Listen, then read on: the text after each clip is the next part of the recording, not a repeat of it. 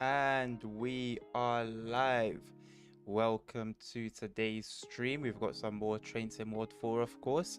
We're back to our request a route or request any DLC streams.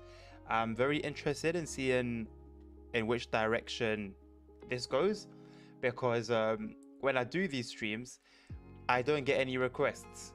And then when I name the stream something else, or when it's not intended to be a request a route or just request any DLC, that's when I seem to get requests, and many requests at that. So now that we're actually back officially to request a route, it's going to be interesting. So let's go ahead and kick off as we do so well on my Spess Up Barn. Continue my little journey mode adventure on that. We've only got 3 more to go, so that's pretty good. That shouldn't be too long as either. We've got 2 fairly, I want to call them long actually, to be honest. This one is obviously pretty short, but yeah, I say let's use our announcements today. So we've got Lord Barnoff to Gemundon. Let's see what stop we stop. So it seems like a hey Asma, how you doing, mate? Welcome to the stream. This seems like a passenger service, so let's see if that's the case, and it is. So let's put this in forward. Let's do this. Let's turn on the lights because it's pretty dark in here.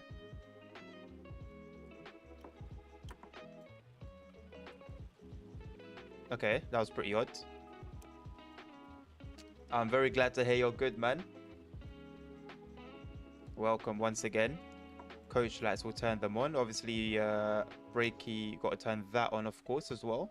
We'll turn on all our safety systems. We'll get CIFA going on. We'll get some PZB going on, of course. And so let's have a little look then. So we're starting from Lore, I guess, and ending at Gemundon. So I just wanted to double check, just because we know that sometimes we can get destinations are off route. So MSB, goodness me, we've got quite a few. So Ashanvad to Gemundon. Where's Lore? Lord Gemundon. Okay, cool. Let's play that announcement. Fahrgäste, herzlich willkommen bei DB Regio und dem Verkehrsverbund Mainfranken auf der Fahrt nach Gemünden. Wir wünschen Ihnen eine angenehme Fahrt. Dear passengers, welcome aboard DB Regio and the Mainfranken Transport Association on the journey to Gemünden. We wish you a pleasant journey. This is a Dosto.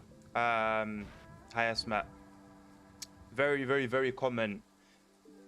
I think more or less almost every single Train Sim World 2 route.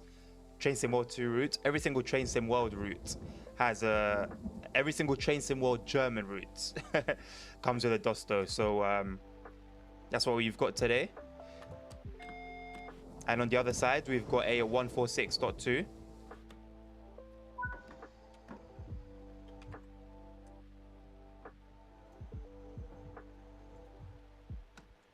So I'm glad that we can finally use our announcements.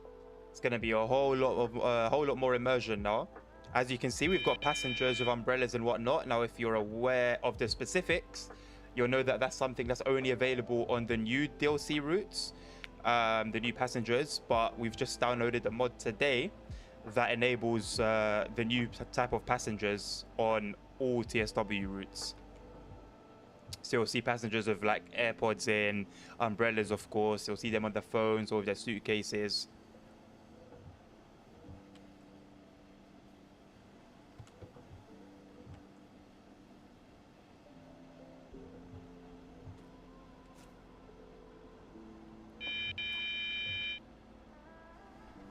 So we are under PZB restriction at the moment, although we don't have the helper telling us that, but we do have the 85 flashing on the screen in front of us. So we are limited to 85 kilometers, but I'll try and keep it at 80 if we can. what does the mod do that you're talking about? It's a very basic mod, Hayasma, nothing crazy. So the passengers, with at some point, I think in Train Sim Mod 3, if I'm not mistaken, I could be wrong, but they introduced a new type of passenger. So some of them have umbrellas, some of them are pulling suitcases, some of them have headphones in, just to make them a bit more realistic. And for whatever reason, Dovetail didn't bring those new passengers onto the older routes. They only brought them into the newer routes. So what the mod does is simply enable the new type of passengers for older routes, because the route that we're playing right now is a Train Sim World 2 route. So by default, it only has the old style of passenger.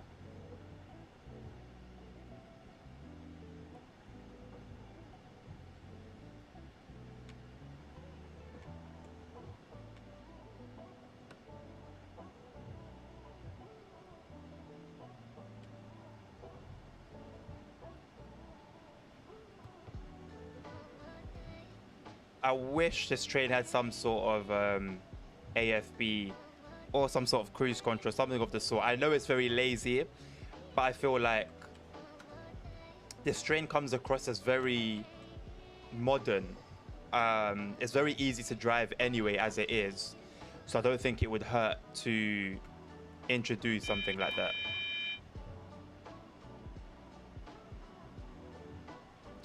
Most German routes have a lot of undulations and ups and downs, and it does get a little bit tiring having to constantly micromanage the throttle or the brakes. But other than that, as much as I think all of us that play this game are absolutely sick of this train, I actually think it's a pretty decent train. And although a lot of people do complain about it being everywhere, at the end of the day, that's Germany for you. Like, it's not, there's no route in the game that has this train that doesn't have it in real life. So it is what it is. It's almost like the 377s on you know, on all like the London routes that we have. It's tiring seeing them, and that, you know, they're not the biggest favorite for people, but in reality we have a lot of them in London, so kind of is what it is.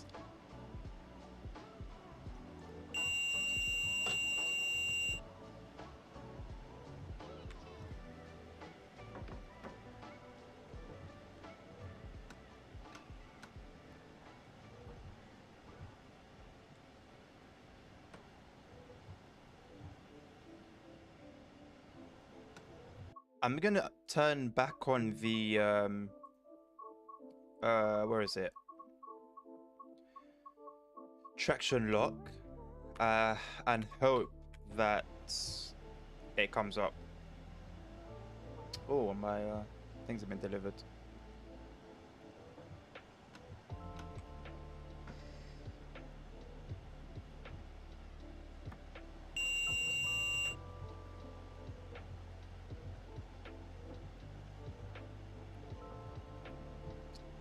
Traction lock, highest mat. So when, for example, you're stopped at a station and you have the doors open, the train will have its own, the train will lock the throttle. So you can you can push the throttle, but the train won't do anything. There won't be any traction for safety reasons. So that lock, it's almost like a lock. It locks the train. That's called traction lock. It's for safety reasons. However, on this train, it's a little bit bugged. So with this train, when you apply the brakes, the throttle lock comes on. Whether that itself is realistic or not, I'm not sure. I would hope so. But the traction lock should go off once you release the brakes. But with this train, they stay on. So you have to turn the throttle on, turn it off, and turn it on again in order to turn the traction lock off. So it's a little bit buggy on this train. But in general, it's a very useful piece of tech.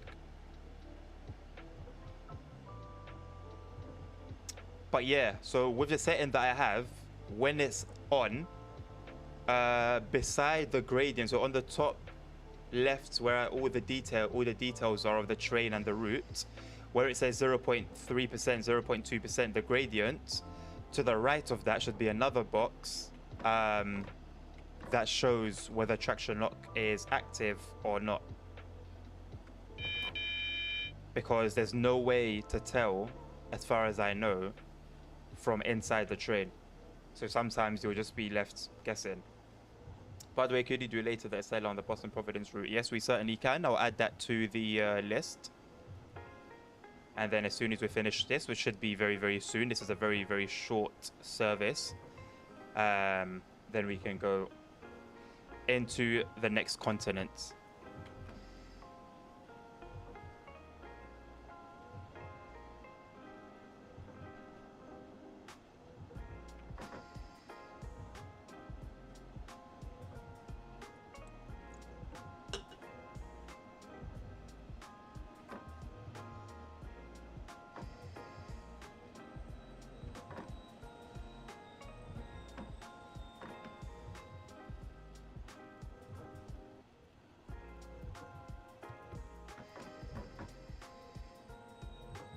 We're running a little bit late, and I'm not sure why that is. Maybe it's when I was setting up my announcements, which I'm gonna still do.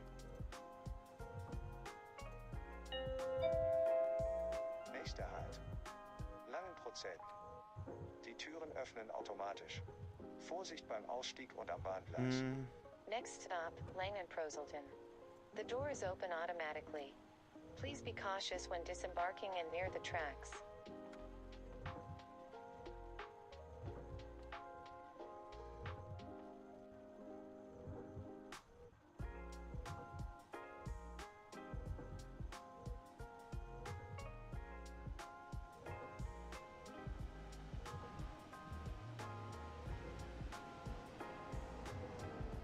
Right, now that's done.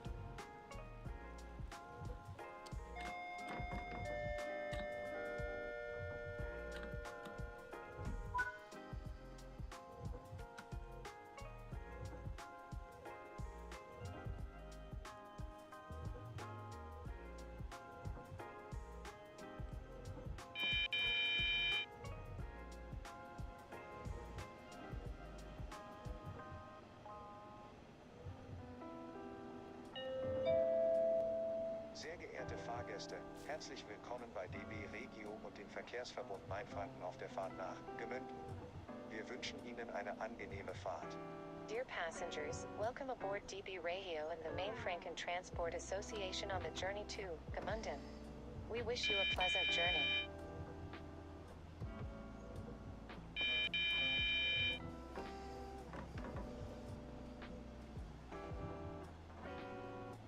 In video settings, do you have effects on? I will check as soon as we get to Gemünden. I'll have a look for you. But it should be. I should have everything turned on and to the highest setting. So the only thing that won't be to the highest setting is the clouds, and that's only because of the graphics mod that we're using suggests that we use a particular setting instead of the highest setting. So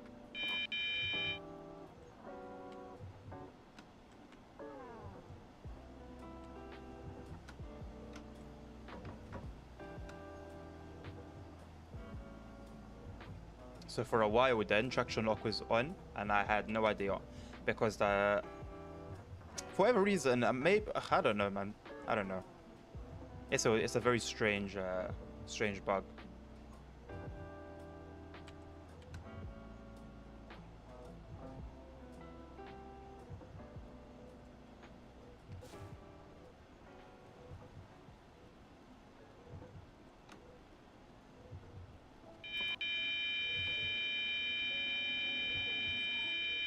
I'm assuming that was a bug because there shouldn't be a 500 hertz magnet, so that's a shame.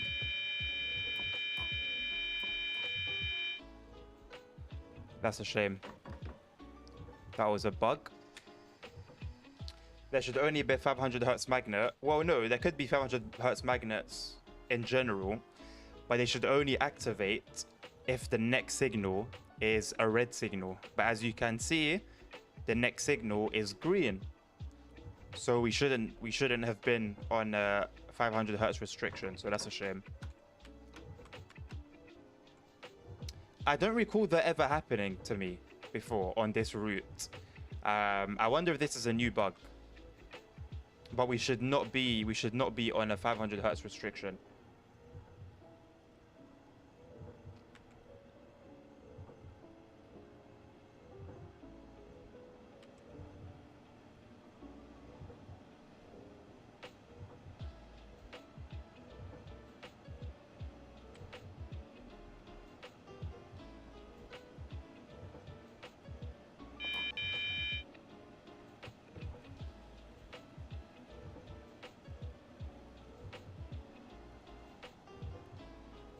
Let me just check now, Hayasmat, for you. Settings. Where would effects be? Advanced settings? Yeah, effects quality, and it's on high, which is the highest setting it can be.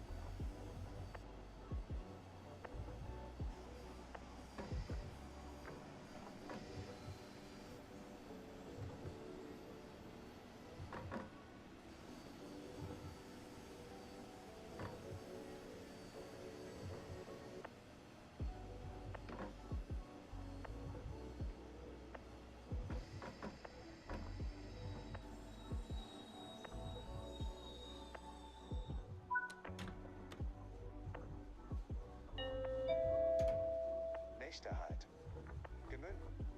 Sie haben Anschluss zum Regionalverkehr, zum Regionalexpress 10 nach Nürnberg, zur Mainfrankenbahn nach Bamberg und zum Unterfranken-Shuttle nach Schweinfurt.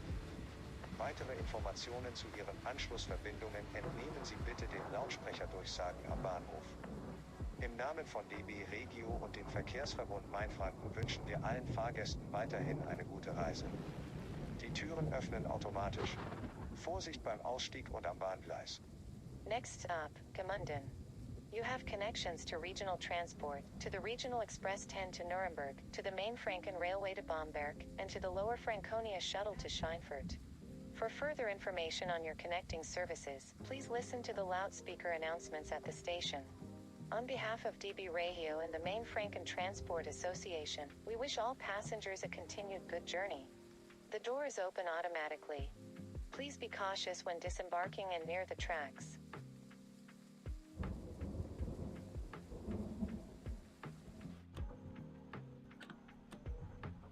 I love these announcements, man.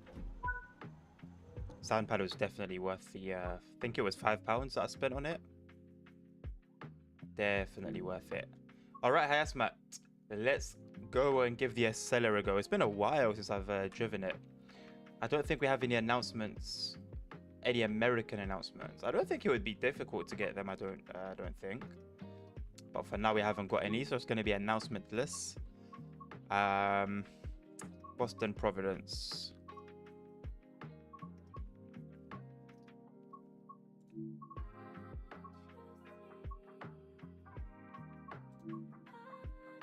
Let's get into the Acela. Let's see what we've got. Let's look for a lengthy run, shall we? Oh, this one, an hour and 13. Let's turn dynamic weather off. Let's introduce some clouds.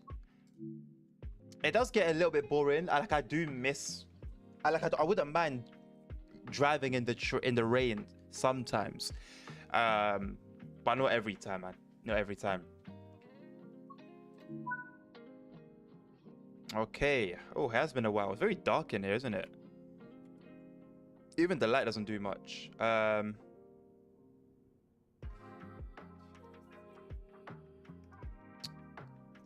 Where do I put the key?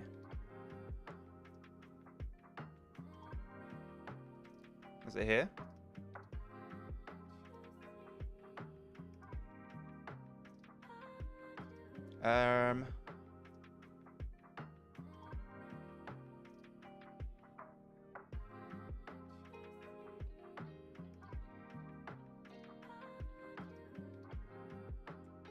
Oh, right, you just move it like that. Okay. No worries. Let's unlock the doors. Get the brakes down to suppression. What should we turn on here?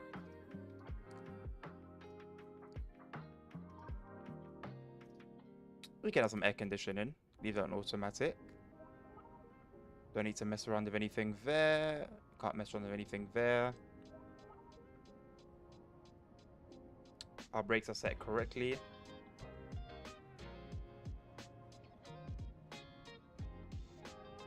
I'm going to see what we can do in the rear cab, Hayasmat, as well, because we might need to turn on the tail lights manually.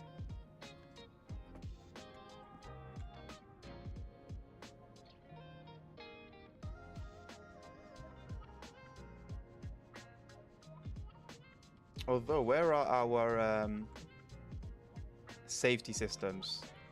Up here? No.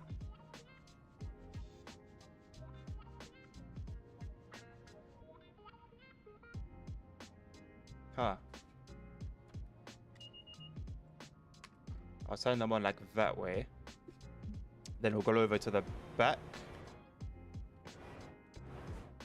which is bugged, unfortunately. So we'll go there. We'll go there on foot.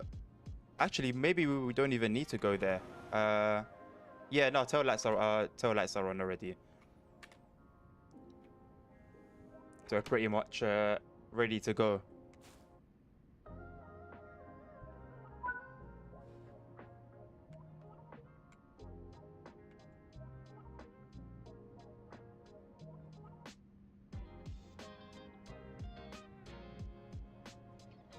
Yes, control and minus, and control and plus get you back and forth. But as you can see, sometimes I don't know whether it's because of any mods I'm using or whether it's just a game, but sometimes it can go a bit wrong and you're forced to go on foot.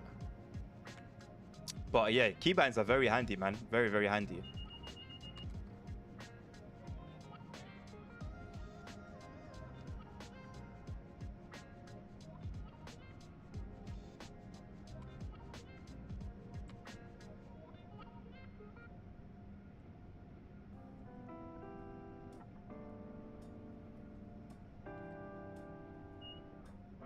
Now, there doesn't seem to be any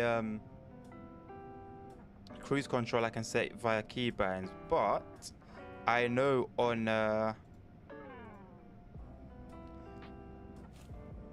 in the ACS there's actually a way to activate it unofficially, quote unquote, but it's possible nonetheless.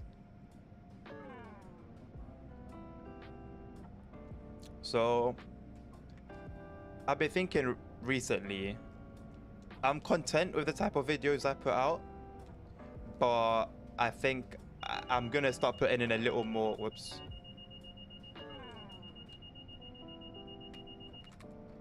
I want to start putting in a little bit more effort in terms of quality and just ideas. I feel like I need to get some fresh ideas for videos, and probably more videos where I actually speak over. I think I'm going to start doing more of those as well. The thing is, it's very tough. Like I do have ideas for videos, but I don't have the time to execute those ideas. That's the hardest thing, is time. Like I woke up at 8 o'clock this morning and it was pretty much just so I could have enough time to edit my videos, upload them, sort out TikToks. And right now I'm only uploading on YouTube and TikTok. So when I now start uploading on Threads and Instagram, that's going to be even more work.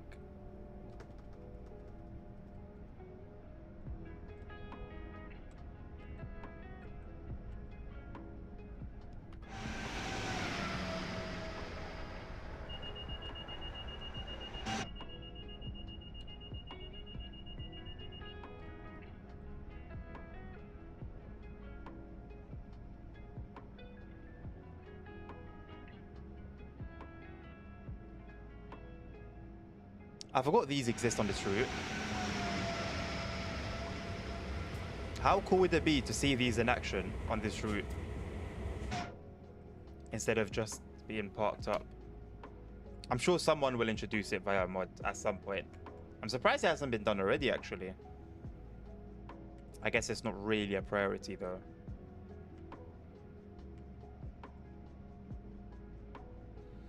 I think SL is a really cool train, but it's a shame that it does not have its own route.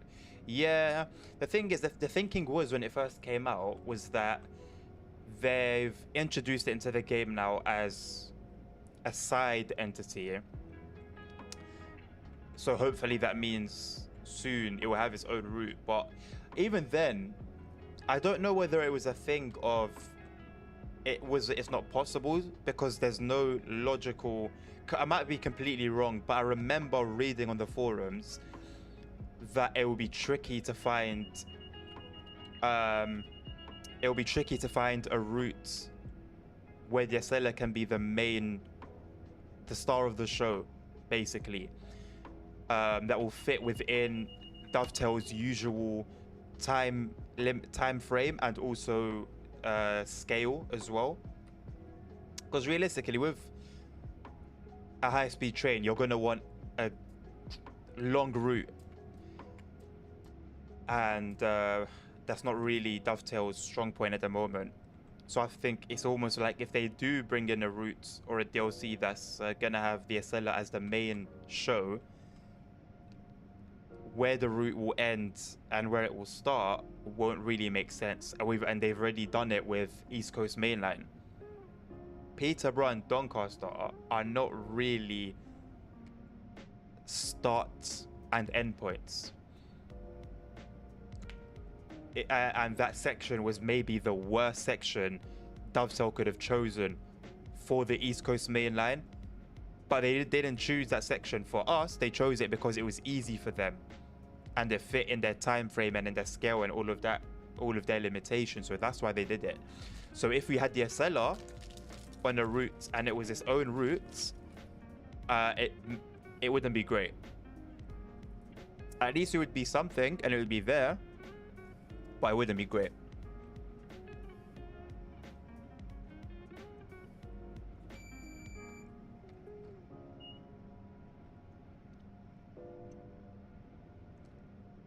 But at least on this route, it gets to spread its legs properly.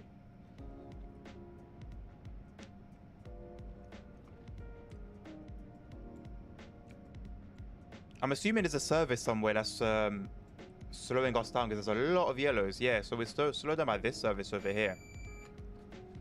That's why we're constantly stuck behind yellows.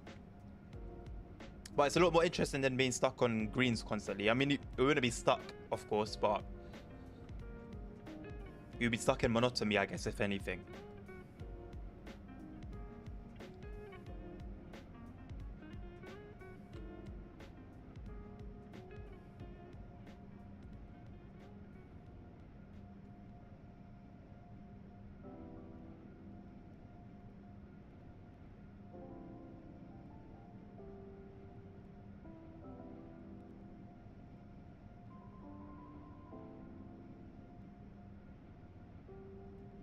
But fingers crossed, this allows the service ahead of us to gain some distance, enough for us to then build up some speed. Because we still got a long way to our next station, and if we're going to be running 30 miles an hour all the way there, then I can see why this scenario is over. Well, not a scenario, but this run is over an hour long.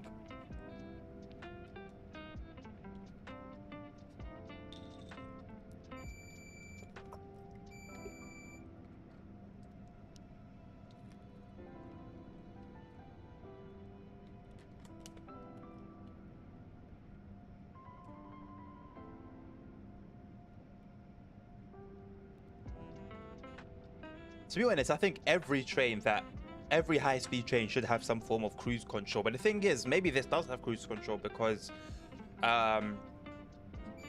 Dovetail won't include it every single time. The 801, for example, on the East Coast Mainline, that train has cruise control in reality, but Dovetail haven't included it for some reason. So it could just be that there does exist one on this train in real life, but it hasn't been included.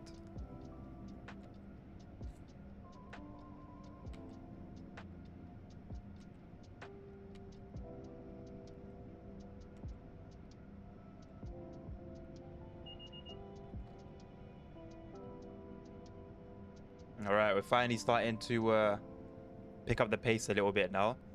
We'll see how long for though, because we could catch up to the next service in front of us.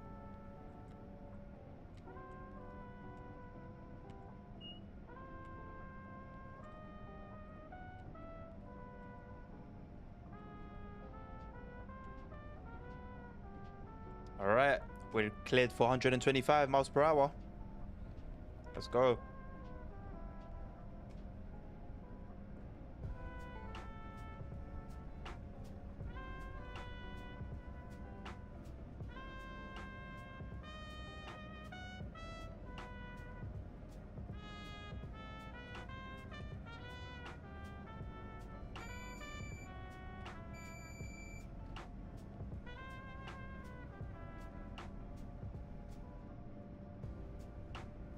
I do see a yellow, as expected.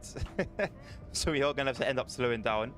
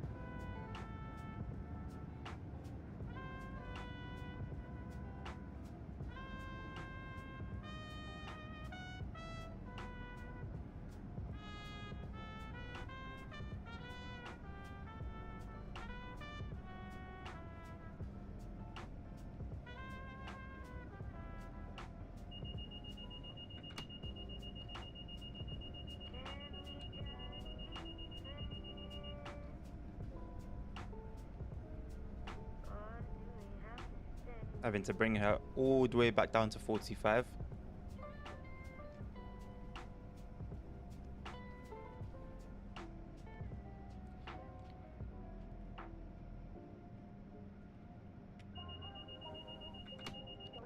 Realistically,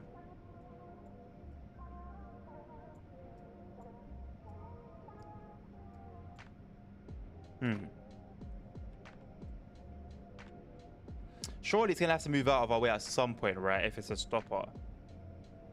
If it's not a stopper, then I really feel like we should have built up enough of it. It should have built up enough of a distance from us that we shouldn't be seeing yellows still.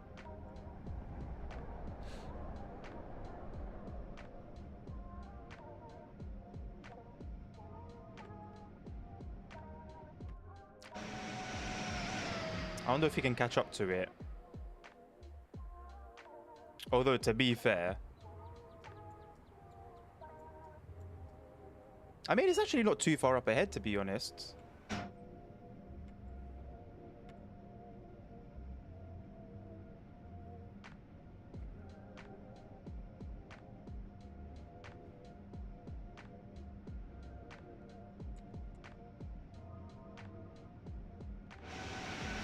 Let's have a little look.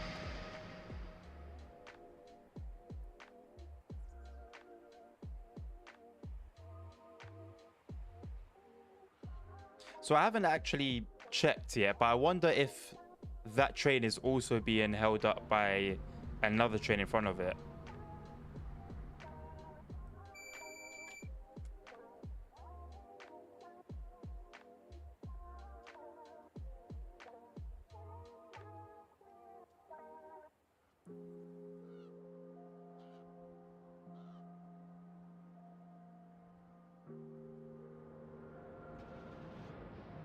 So we have like a stopper over here.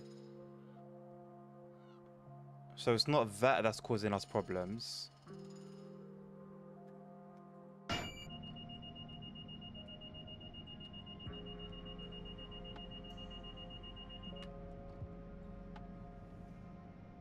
And we're slowing down even more. I really don't understand why.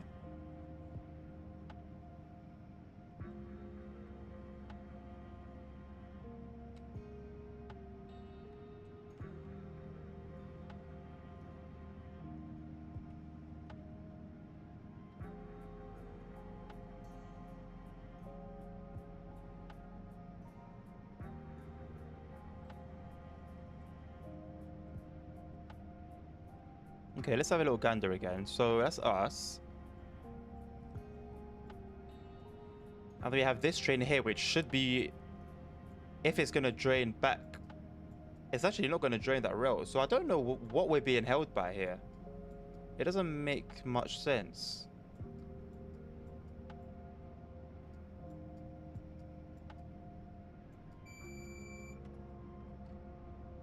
I really don't know what we're being held by.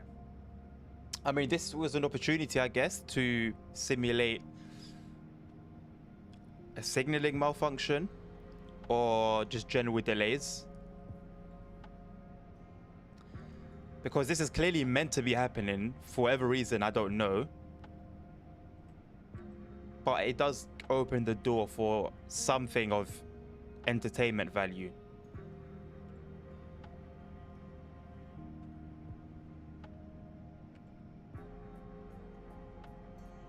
Hey, hello Nabil. Welcome to today's stream. Hope you're doing well.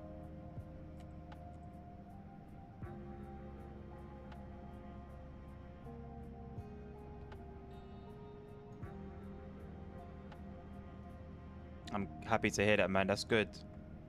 I'm doing well, thank you, man. Can't complain.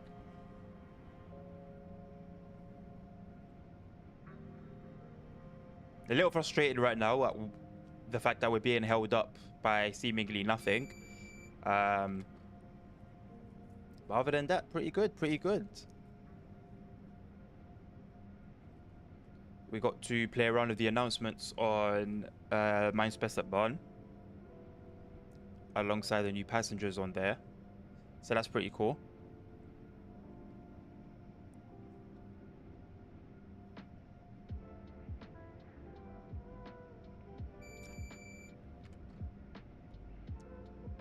Has that train been released ahead of us? It has been released ahead of us. Why? I don't understand. So this train really should pull over at some point, maybe V signals here, and we should be given priority because this train is going to be stopping everywhere. We aren't. We've got 20 miles until our next stop. I don't know why the dispatcher's done it like that. And it was intended as well because it says the run's going to be an hour and something, which makes sense. This is Boston to Providence, Nabil, and we are on the SLR.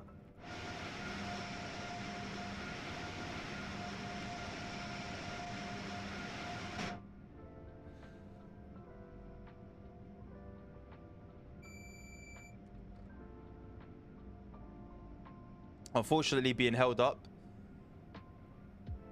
by reasons I don't understand. Hello fellas, just idling away. Maybe they should be in charge of putting this fire extinguisher where it should be.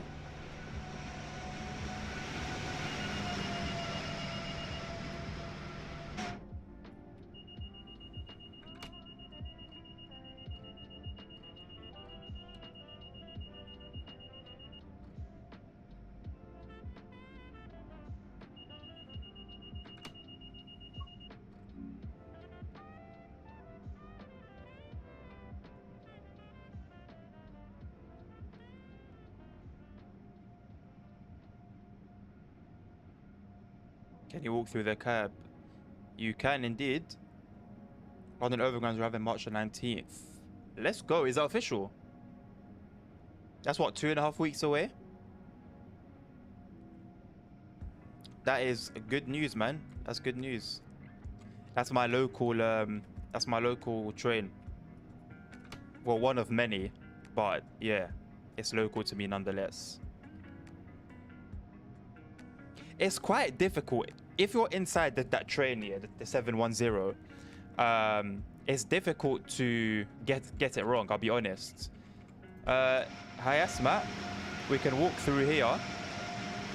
Well, you can't go any further, I'm afraid.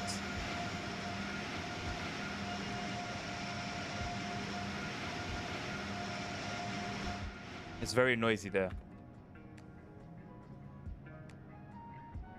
An hour ago, smooth. I'm gonna have to check that one, the article out a little later, so I can read through it properly. But that's very, very good news.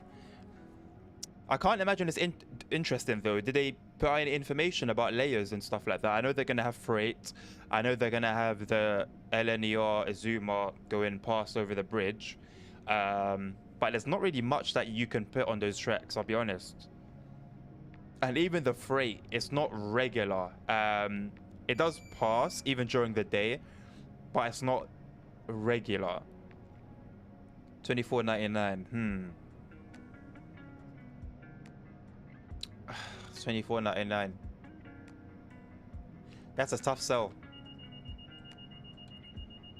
I won't lie. I think that's a tough sell for 24.99. I think that should be a 20. That should be a £20 route, if I'm being honest. I wanted to play this game. I can't lie. But I couldn't even get a train to move. What train, Curtis? Maybe I could help you out, mate. Welcome to the stream, by the way. 154 playable services, 47. Why are we coming to a stop? What's happened there? Oh, did I put the brakes on even more instead of releasing them? That's smart. 154 services make sense. I'll be honest.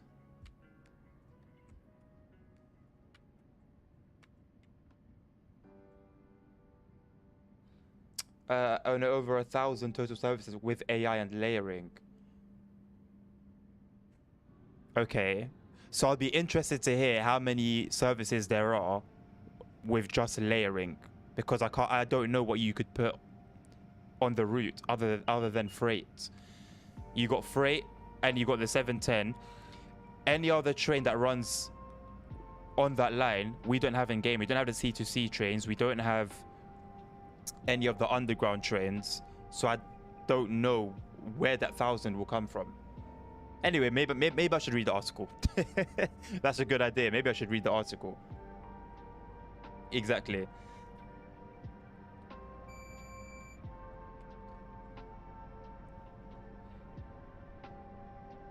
Let me check it now. Hold on.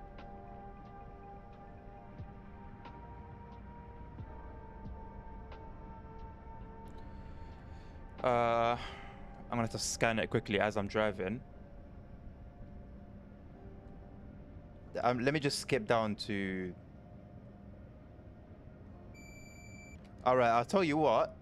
The picture inside this one... Whoops. This one here... is very accurate. That looks very, very good. I won't even lie. That looks really, really good. Okay. Okay, good start so far.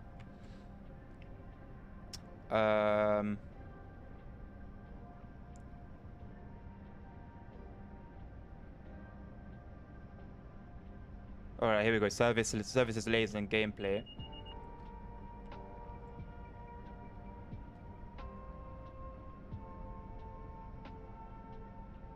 Four trains per hour. That makes sense.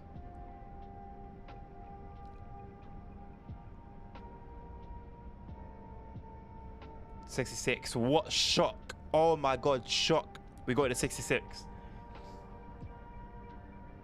Okay. Okay, so right now it's a lot of freight information. Other playable services, IHTT, of course. That's such like a cop out though. And then rail tours. Oh, shock. Shock. We're gonna have rail tour services. I don't even count those, man. The LNER, yes, but that only crosses over. It doesn't even run alongside us. And we can't drive it, obviously. It's class 700. Where would the class 700 appear? Alongside Diazumor, I guess. I don't know. It's all rail tours and freight. Like, I guess they're trying to make the most out of nothing. But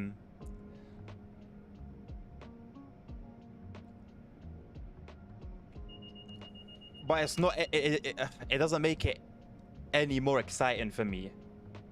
The rail tours, for me personally, they don't excite me.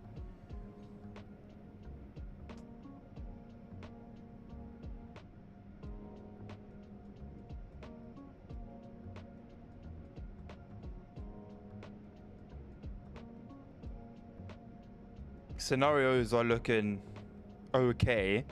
I guess they're realistic this time, but it just seems like more of the same. I don't know. I'm not. It's not. It hasn't got me jumping for joy. I'll put it like that. It hasn't got me jumping for joy. $24.99 used to be the normal price this season. That's now, yeah. Plus, obviously, that silly little 10% pre-order discount they do. Yeah, I mean, I'll buy it. I'll get it, of course. And I'll play it, you know, I'll do like a release day stream and all of that. And I guess I'll probably have more fun than most people will, because it's, you know, I know the route. It's like I said, it's local to me, so I know it well. But it's hard to, I can't, I'm not going to pretend to be over the moon. It's just, I don't know. It's a little bit boring.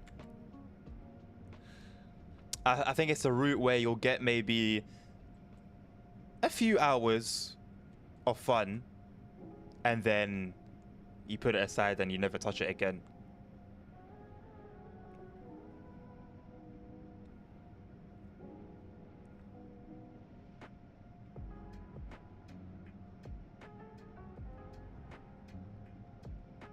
To be honest, Curtis. All right, Nabil, you take care, man.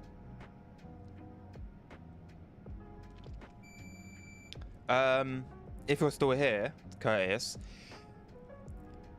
it does take a little bit of learning this game as a whole. It's not absolutely super ultra realistic, but there are realistic operations. So there is a bit of a learning curve, but once you get past that, it's very fun.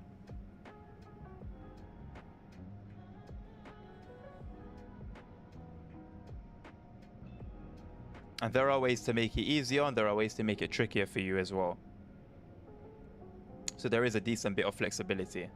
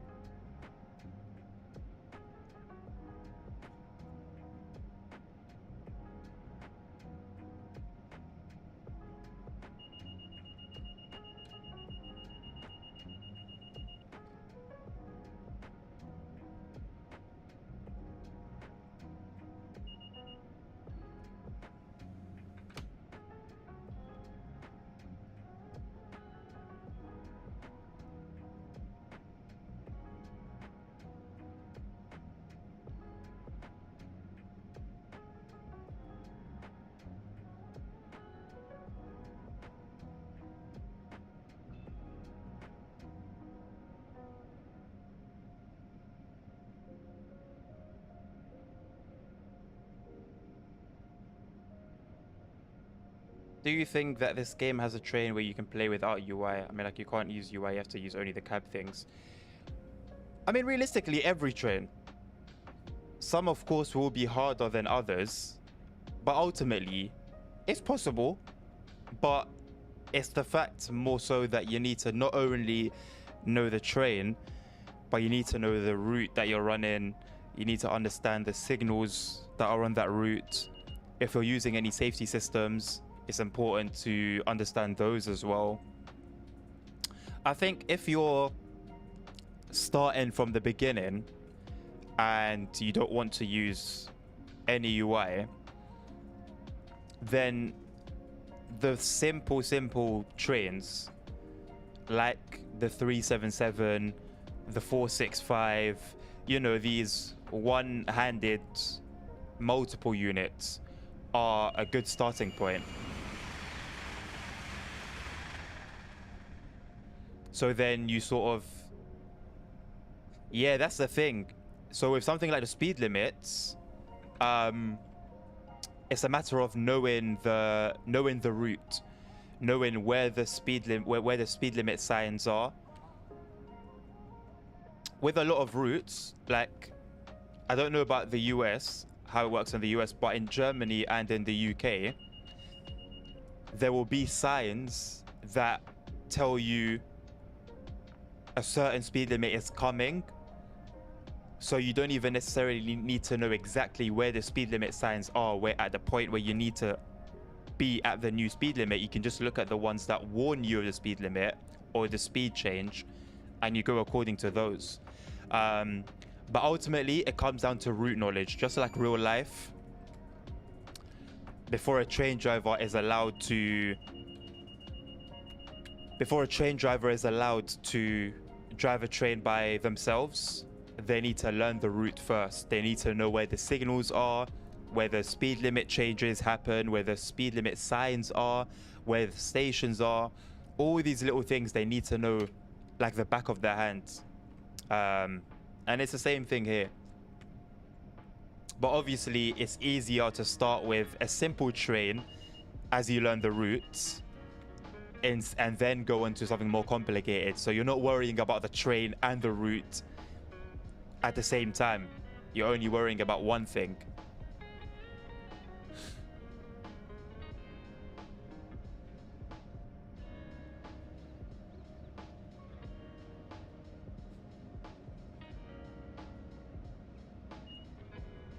Now, trust me, in real life, they haven't got a map.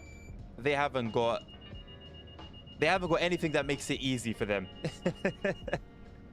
They have to know everything by heart.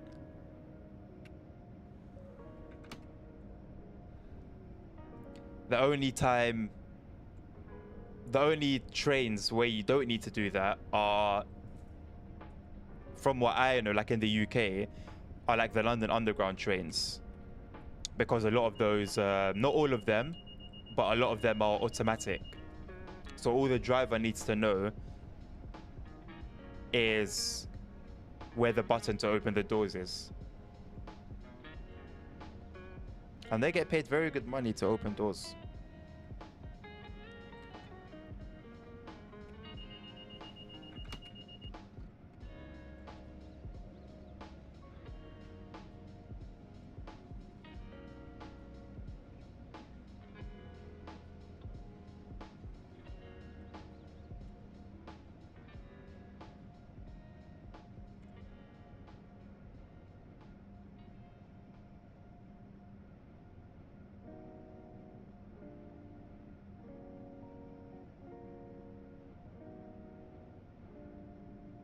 Hey, so it's like we had that one train. Seemingly so, because we're just on yellow signal after yellow signal after yellow signal. So it does seem like it. We're now only 8 miles away from Route 128. So hopefully, when we stop there to pick up passengers, that will give the train in front of us time to get as far away from us as possible. But then again, that train doesn't go at 125 miles per hour. So I think we'll end up catching it up again, but at least we'll have some time to stretch the legs of this train.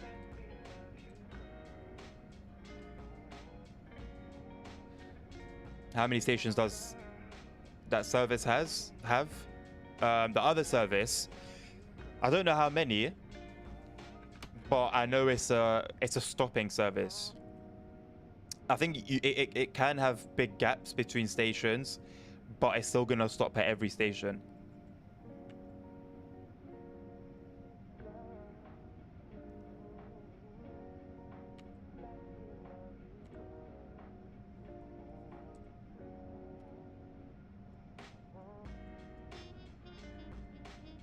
So it's over here.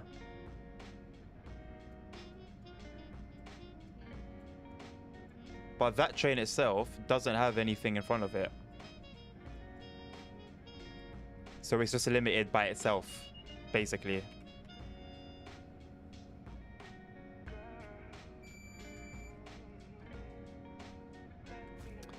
We have 3 stations, including our last stop.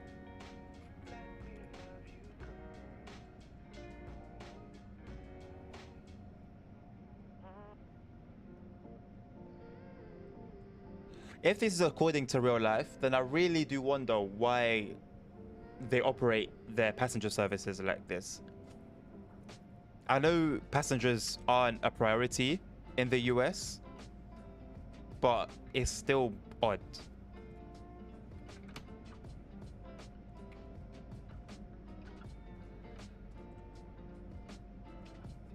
If I'm not mistaken, in the US, passenger trains give way to freight trains, which, as a British person and probably any other European would share the same reaction, I think it's absurd. It's absurd. It makes sense. It makes sense. But just seeing it from this perspective, it's very, very strange.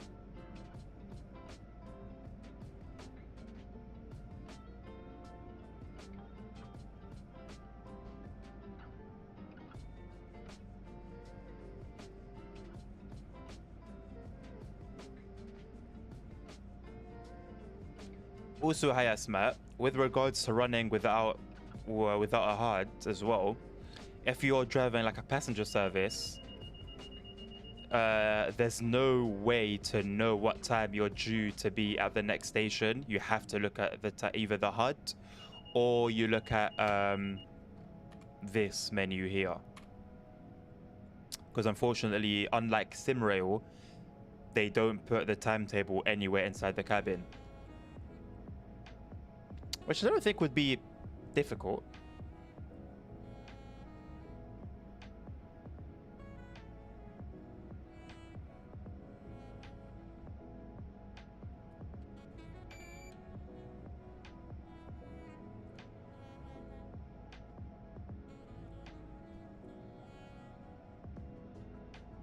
I would hate to be a passenger on this train, man. Imagine you've booked your ticket for a high-speed train and you're calling at 45 or 30 miles an hour for the whole time.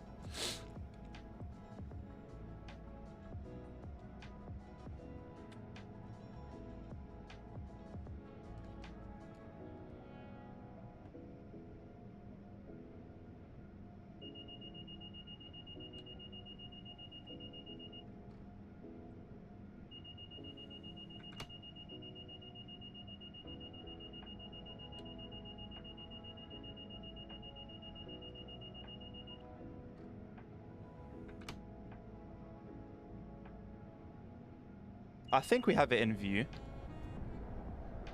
No. I was tricked by a signal.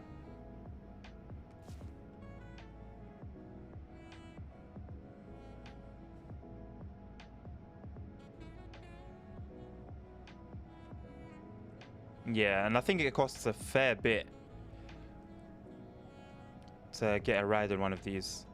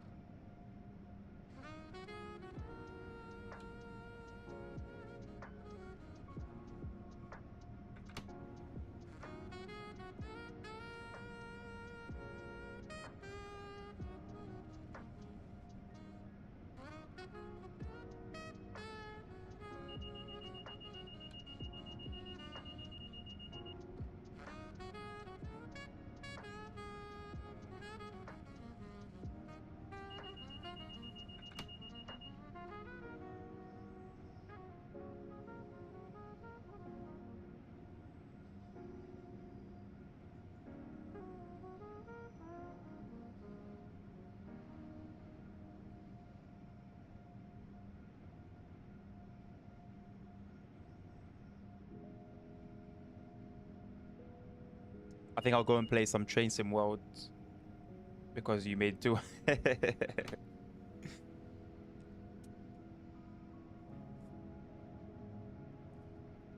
That's the way it goes. That's the way it goes.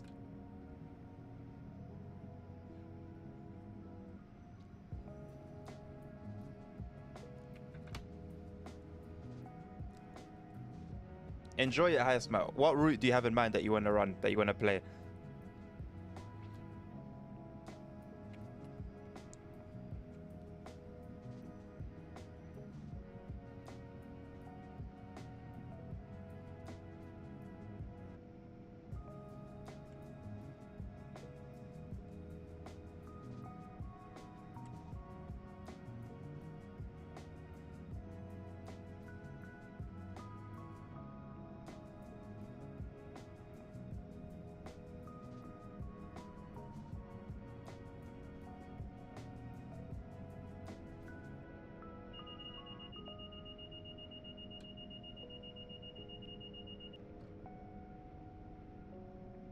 Okay, nice.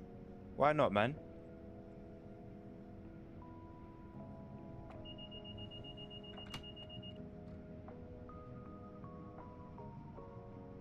Those are both quite good routes.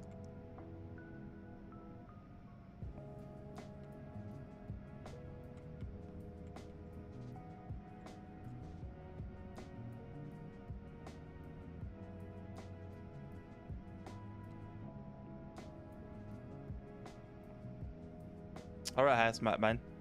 Take care. Thank you for stopping by. I appreciate you being here.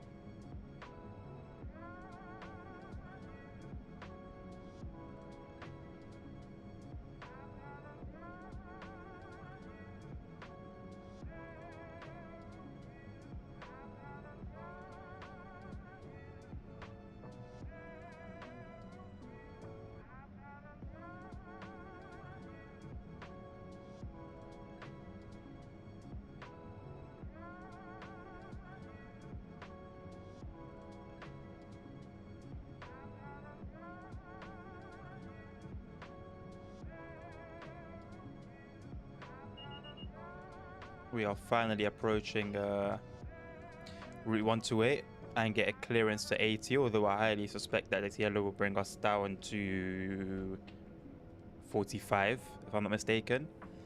But hopefully, stopping at Route 128 will give the service ahead time to go. Or if we're very fortunate, because I actually don't know how many platforms we're dealing with, the service ahead has pulled over, although I highly doubt that. If it didn't do that earlier, then I don't see why it would do so now.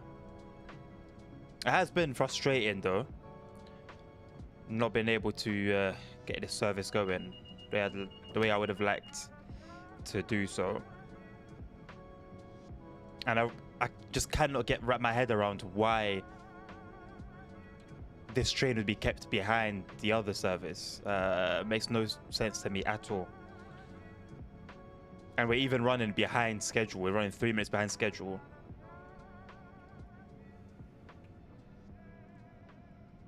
But regardless, hopefully, however long we're going to be here letting passengers in is going to be long enough. We'll take our time rolling in.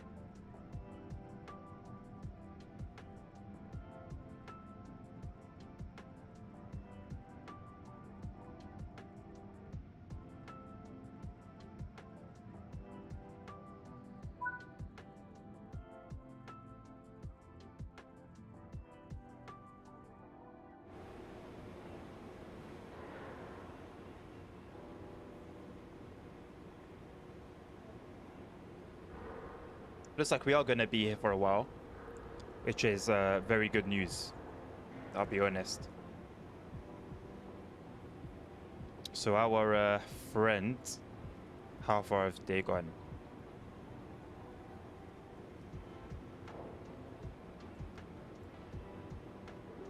Not too far. But hopefully they'll get a move on quick. I am playing random squads no more. My mates want me to 1v4 or else they leave. They're building your character. They're seeing how resilient you are. Yeah, I'm not gonna lie, Nabil, I've always hated doing squads, man. Whether it's Warzone, whether it's Fortnite, whether it was Warzone. Never played much of Apex. But basically my whole point is what are these all doing in my face? Basically, my whole point is that listen, I'm not even social like that, man. I'll stream and I'll chat to people in it, and it's calm. But to actually play competitively and make friends, nah, man. I'd rather play by myself. That's what I used to do. I used to just go. When I was actually good at Warzone, I used to I'll go into like duos or trios, and sometimes quads, and by myself. I'd rather do that than link up with people I don't know. But those people there are the main reason for it. How do we still have yellows? I'm not quite understanding of this. Why are we still on a restriction?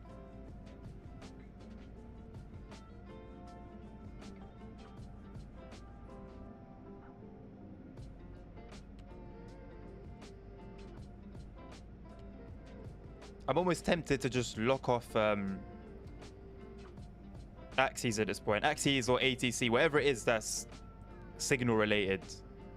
I'm so tempted to just shut it off and just push this thing.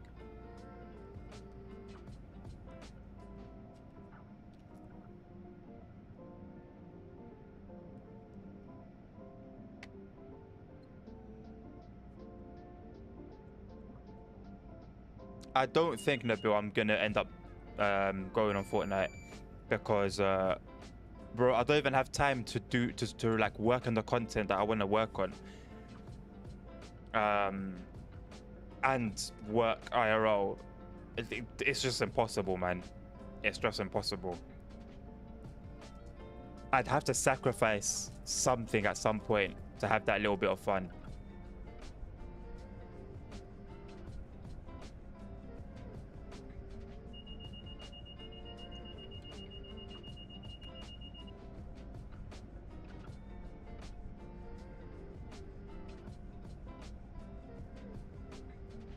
Maybe I should buy a bot, like RuneScape days, to run the server, run the rest of the battle pass for me.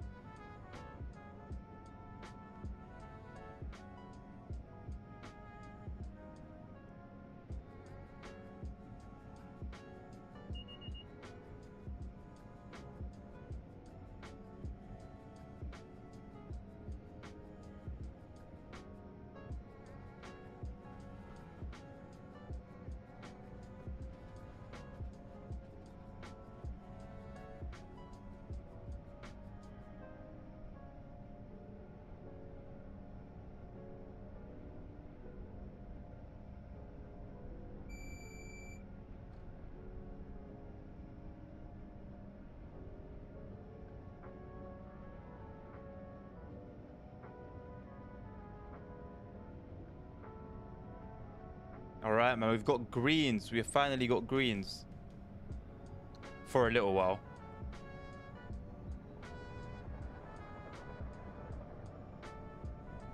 So now why haven't we been routed to the middle track?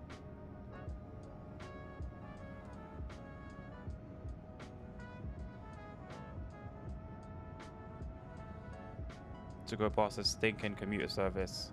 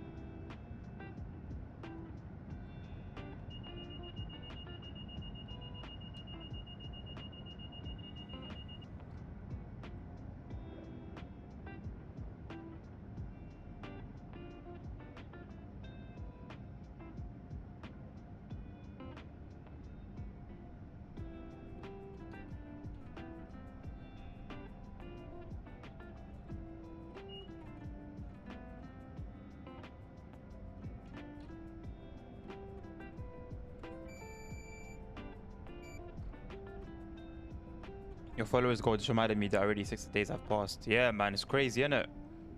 Crazy.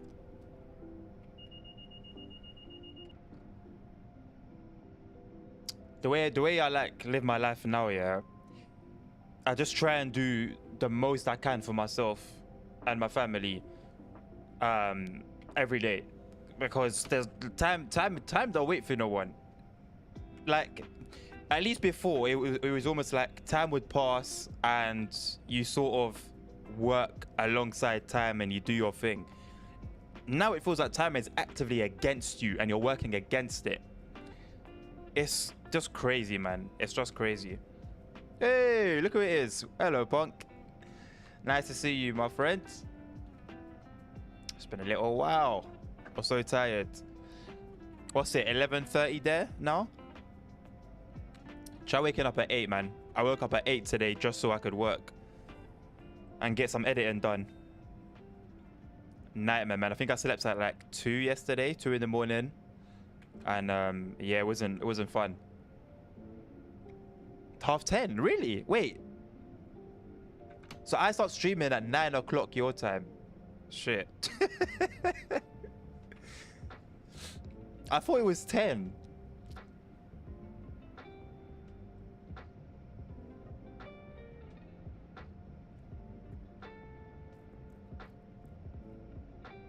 Punk got hit with the Nightbot warning.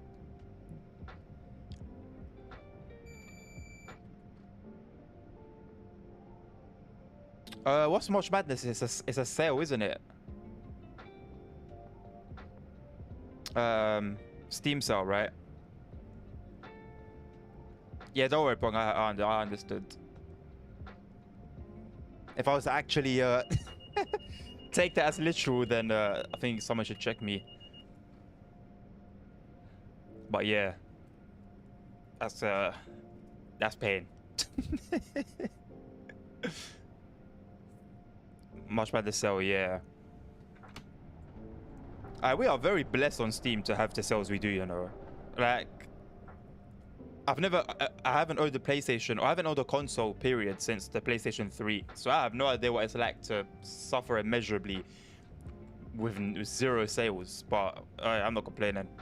It's good over on this side.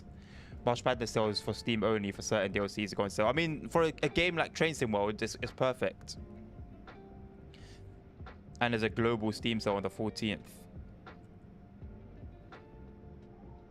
Just before the Overground drops. That is unfortunate timing.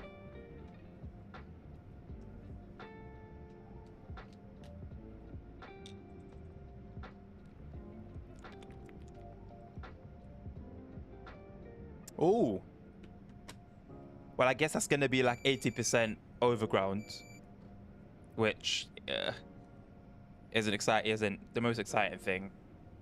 Hopefully there's some news, not even necessarily just good news. Obviously we hope it would be good, but hopefully there's news on the editor and there's some progress. Come on, it's time. It's actually time for something to happen, man. Possible chance they could announce earlier. Yeah, they could. I ain't gonna get my hopes up though. You can. But I'm not gonna go through the pain of having hope and then having it dashed and then being annoyed that it's happened again. Even like the little excitement I do have for the Overground line, because it's my local line, I'm keeping it at bay. Like, I noticed there should be a decent amount going on and whatnot, but I'm not gonna. The days of getting excited over Train Sim World content is dead. Long gone.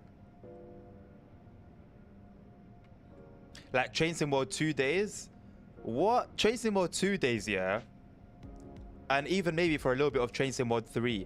The excitement that a new route would bring, even if it's like a calm, easy, chill route, nothing major, it would still get enough excitement going that the forums would be popping off. Like, cool, nowadays we still have new threads and a route will be announced and someone will run to make a thread on it. Cool. And they'll get like 5-6 pages. But the vibe and the energy in that thread, it's not what it used to be, man. Now there's so much doubt. It's just doubt. And people trying to hope for the best, but are ready for the worst, if that makes sense. I was so excited for TSW 2 to release. I missed out on that excitement, man.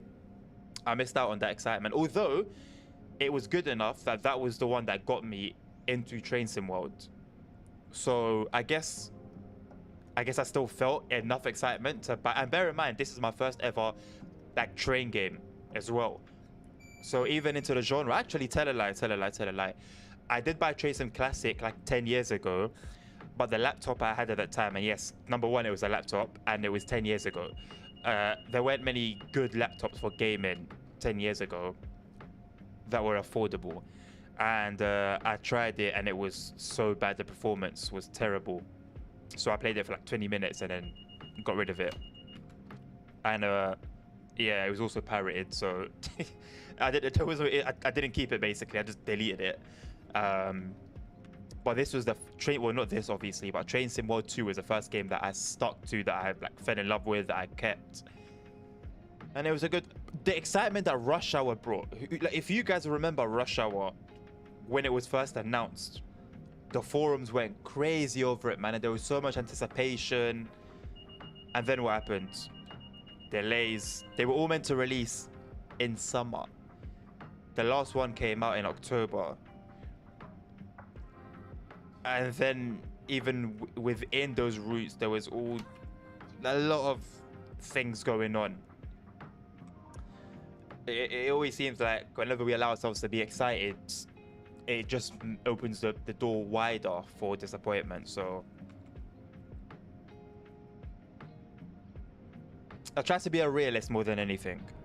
Like I said before, TSW2 is a big difference compared to 2020. Yeah, that as well. That was good. That was good. Like, there was good things going on, you know, back then. Those were the good old days. Even though they were only, what, 2 years ago.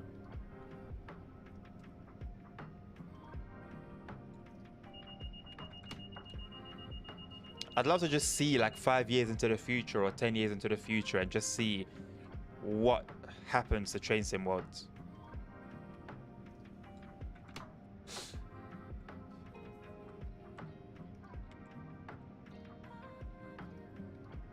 Because I think, to be honest, I don't know if we can have another jump like that from 2020 to TSW2. Like, what, even if the game engine changes, I don't think it will be a massive difference. Like, I don't know what other step we could jump to. And that's why it's just pointless releasing a new iteration of the game every year as well. Because what can be so different from the previous year? Like, at least with TSW 2020, that was the first of a new step. So it kind of made sense to then even go from 2020 to TSW 2, because now there was a year or whatever, however long TSW 2020 was out, a certain time frame of learning, of improving. Whereas now, the new standout feature is photo mode. Come on, man.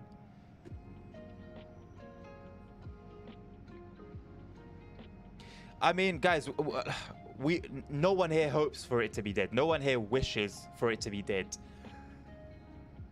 But looking at it realistically, being honest within yourself, if the game doesn't improve, if it doesn't pick up, and maybe it won't be dead in terms of, like, let's look at FIFA, for example, or NBA 2K. These are yearly releases that are just the same, but just with different teams. So what keeps them going is that obviously people are into sports, first of all. Billions of people are into football and basketball. But also the teams are updated. Although that could just be an update, but they know their way of making money. I don't think Train Sim World can survive on that, like, following that concept. It's not a type of game. What will give it life, what will keep it going is an editor and constantly updating the game with DLC.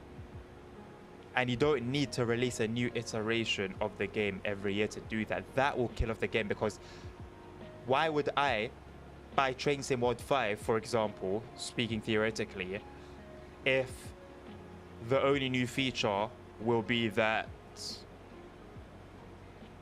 they've introduced a guard mode, for example. That's the only thing, that you can now pretend to be a guard.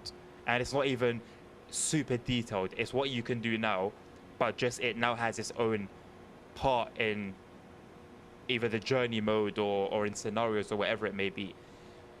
But other than that, it's the same game.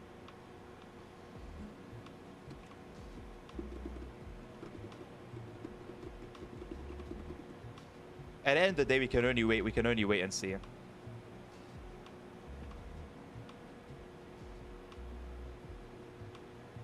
I would hate to be, to be left disappointed.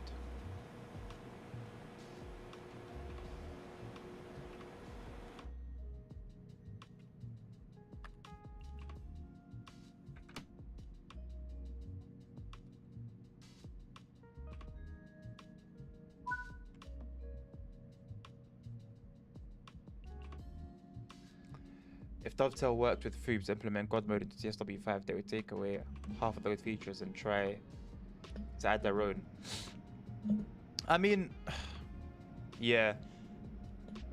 They've done okay with London Midland and a signaling mod and introducing that into their routes, but see, the way it looks to me is that anything that is a threat to their business, they will avoid.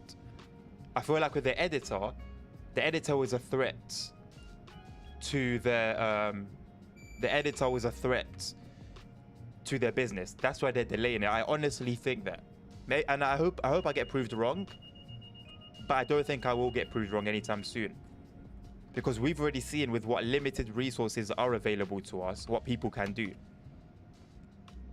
So now if God mode if they were now to include that, and bear in mind, realistically, God mode is just a dev thing.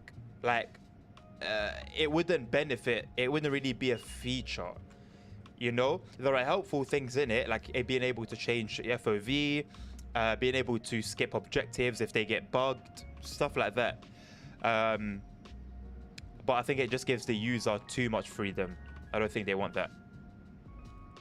The game needs more love for its neglected editor. With that, I'm sure the community will continue creating content as seen in Train Sim Simulator. That's what keeps Train Sim Classic alive. The Dovetail routes on Train Sim Classic, from what I've been told, are not great. It's not first-party DLC that's keeping that game alive. It's the editor that's keeping that game alive. So, I mean, yeah, if Dovetail want to keep Train Sim Mode alive, they can see the type of job that they're doing. Sometimes they do a good job, sometimes they don't. But they are smart enough, surely, to know if it's sustainable or not.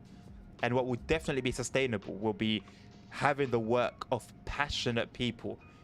People who actually have love and are able to dedicate time without a time restriction, without a time frame, without a management. That's what gives birth to quality. But honestly, in the build, I just don't see it happening, man. I'll be honest. And like I said, I hope I get proven wrong, but I don't think I will.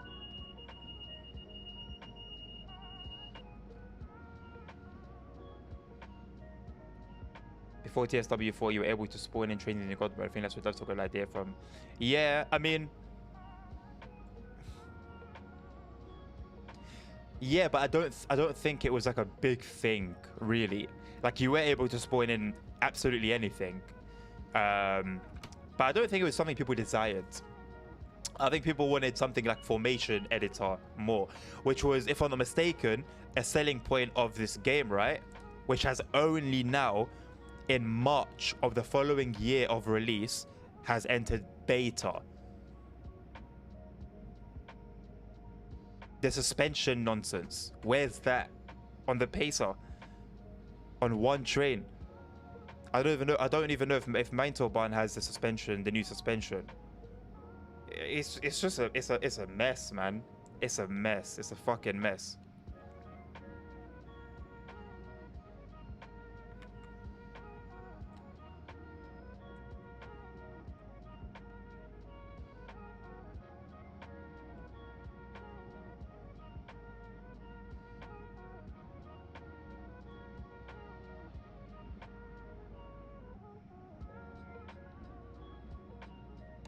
If I don't get any requests, people, I'm gonna go back to Mines Best Up Barn and continue the journey mode there.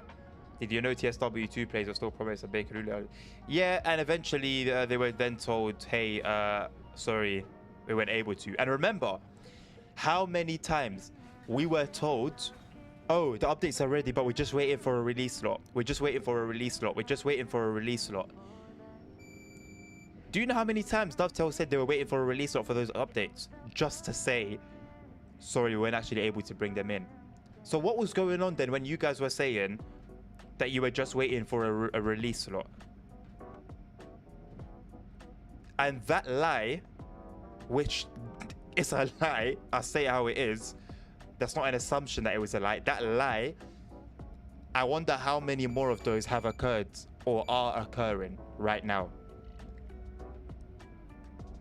That was shameful, man. That was shameful.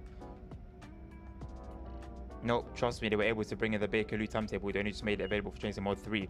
No, that's my thing though, but they promised it to Chainsaw Mode 2 players, so it was a lie. Because you didn't give it to Chainsaw Mode 2 players.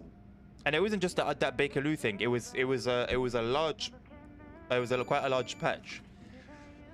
Fixes. It's shocking, man. It's actually shocking.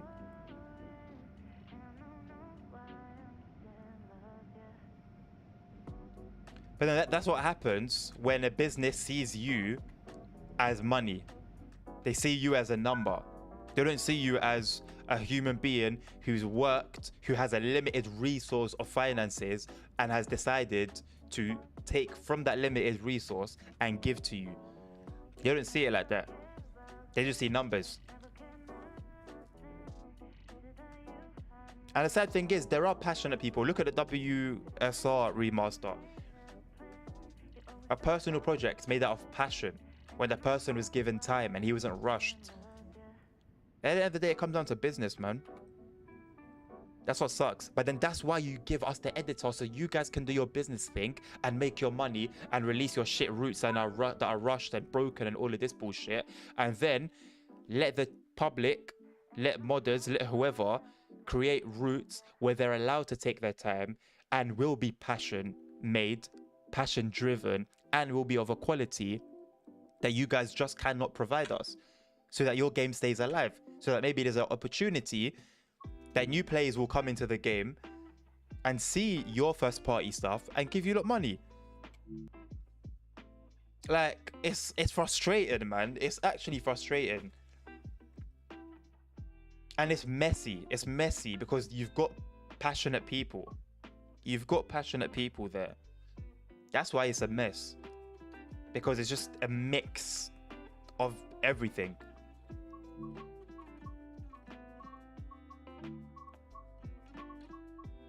All right, let's get these announcements back. I love these announcements, man. I love these announcements. They're so immersive.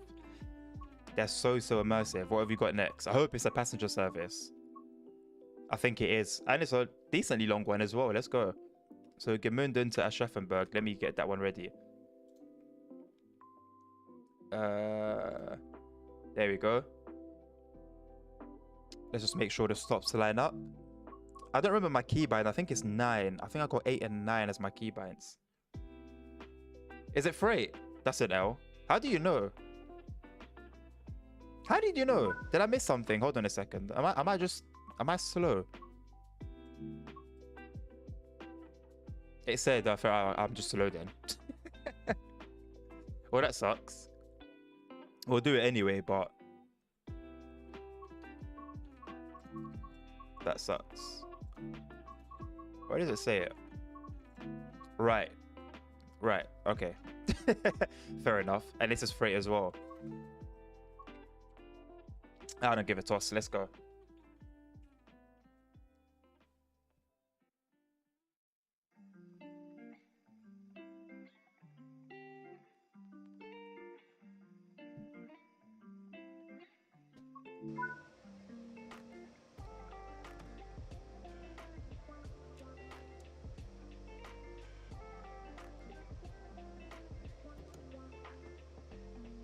But at least we've got AFB here, we can sort of kick back.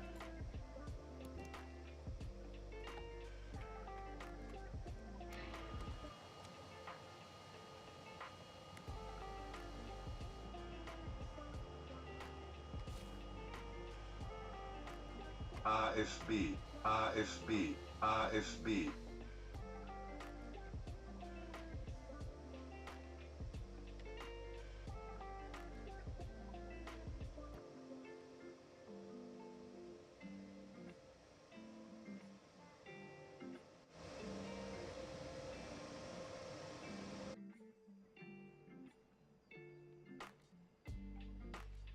The keybind is Control and R. Control and R to turn it on, and then R and F to... R for turning it up, F for turning it down. And it's the same for any train that's got any sort of cruise control as well.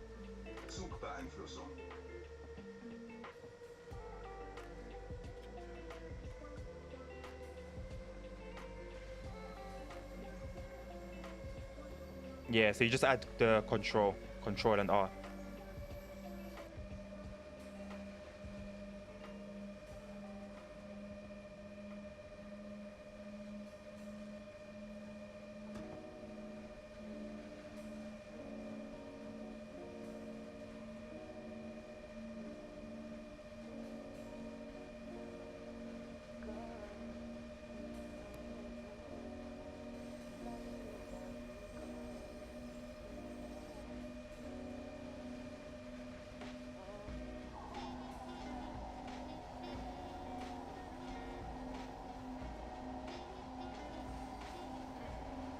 How cool would it be to have a working Ebula, man?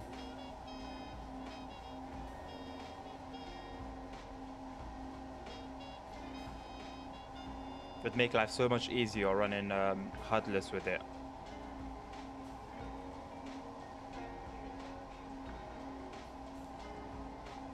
They kind of have, you know, even from Chain Sim World 2, dare I say. I say kind of because it's basically an Excel document that looks like an Ebula that you can have on like a second monitor or a second screen. That is basically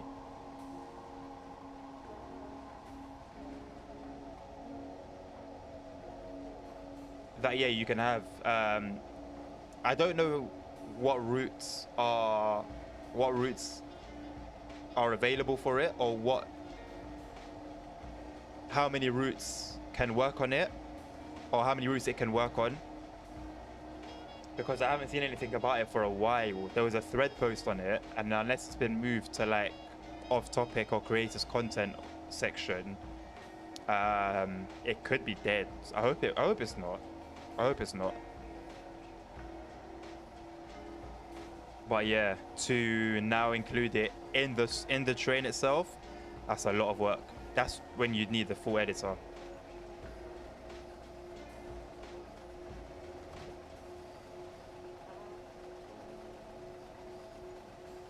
I wonder how far we've got with the unofficial editor. There's a lot of things, to be honest, that the community would do. A lot of things.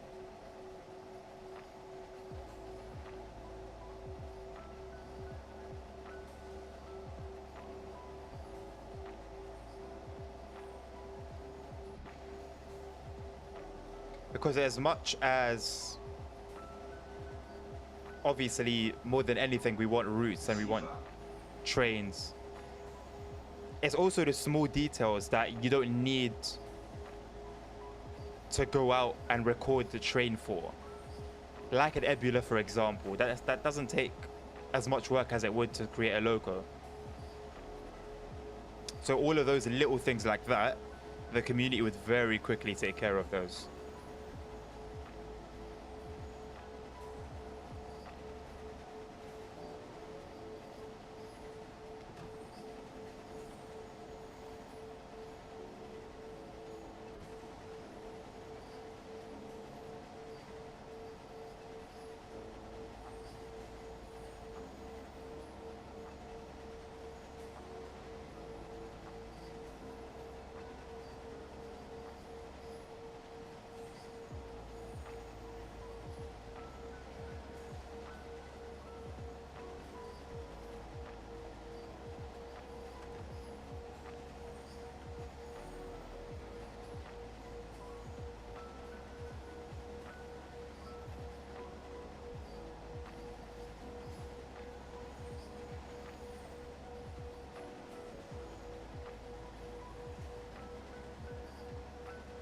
I can't with the mountains looking like that. Listen, focus on, like, I don't know, focus on you know what, now think about it, there's not much to focus on. I don't know, focus on the tracks, innit? Yeah, we've got, listen, LiDAR is going to change the environment game, scenery, environment. LiDAR's going to change that. Yeah, I hear it. I do hear that. I do hear that. That particular section, when you actually focus on it, yeah, because you start seeing the gaps and whatnot. Bear in mind, I'm running the highest settings, so this is as best as you get. But bear in mind, this was a Train Sim World 2 era route. So, give it some slack. But, that's not really, I know it's not really an excuse. But like I said, LiDAR's going to change the game because Banana Line looks sensational, man. And not only looks sensational, but you feel like you're in another world. It's actually amazing, man. Sifa. Oh, is it that far back? Damn, yeah, there you go then. And you know what, yeah? Scenery aside, the route itself, the gameplay itself, it's better than a lot of things we get today, man. 4 or 5 iterations later.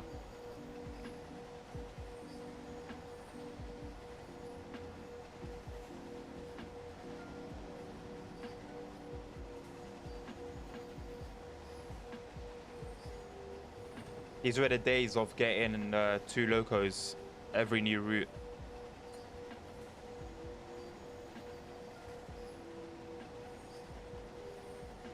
And the thing is, the excuse now is obviously time restrictions and whatnot. But they were obviously making enough money these days to make TSW 2 and then make that good and still have enough money, or still make enough money to say, okay, cool, this is working, let's now go into the next one. So why did then quality start to go down? And now they're milking stuff from the trains included in its DLCs. Dostos. Yeah. Not even just the Dostos, even the 146. It's crazy. But then again, yeah, if it's you can do it IRL, why not? And the thing is, that's not even a bad thing. The bad thing is, let's say for example, yeah. So they gave, so we had. Okay, see what they did with Navika Dresden, yeah? Where they had a station there that they already had all the trains for. That I like. I don't mind reusing trains. But let's say, for example, you're in you're in Birmingham Cross City and you get to Birmingham New Street. It's dead. When you've now made Birmingham New Street, why not make another route that goes through Birmingham New Street? And then you can reuse the 323 and the new loco that would come with that route. And then make another route that goes through Birmingham New Street. And then you can reuse the 323, the other loco. Now you have 3 locos. You start to make it a bit busy. They have all these locos and don't reuse them the way they should. Look at Salzburg, the new line. Nobody has spoken negatively about the layering on that route. You can't, because it's gorgeous and refreshing seeing that every train that's coming towards you is different. So personally, I don't mind the reusing of trains, but in that way. Give the new route that's gonna come out afterwards life, flavor, seasoning. Not just one freight loco and, you know, a Dostos and a 146.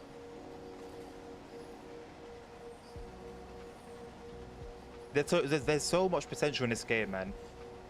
Like, man, if they really explored it, I think even those who are aware of that would be blown away by what can actually happen when you're efficient with everything that's already in the game.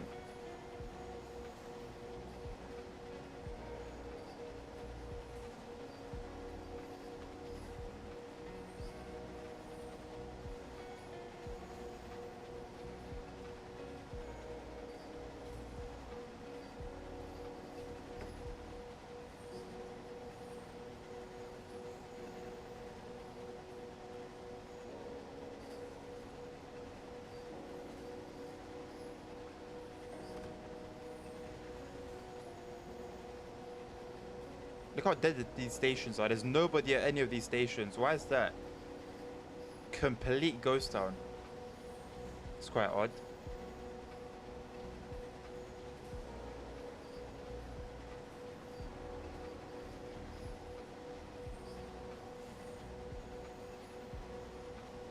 You remember that issue with the passengers when they'd fly in the sky?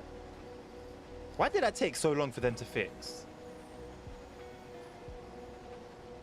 Well, it is 6 in the morning. But it's also Germany. I guess maybe it depends on the location. But, yeah. In London, at least, 6 in the morning means nothing to people. Trains will be packed at 6 in the morning. Stations will be packed at 6 in the morning. Maybe it's a Sunday. For me, it was a bug where you could push the passengers out of the train onto the tracks. That, you know, I haven't even heard of that one. I knew that you could find passengers on the tracks. You'd pull into a station and there would be passengers on the tracks already. I mean, if you wanted to be edgy, I guess you could roleplay certain situations, but boy, oh boy, I don't think that was Dovetail's intention. That also took a little while to sort out. It's wild, man. And then they'll sort these things out and break something that was working completely well that has nothing to do with what they fixed. I think for me, that's the craziest part of it, that right now, there are Train Sim World 2 routes being damaged or broken or bugged by routes, by patches made for TSW 4 routes. How? How?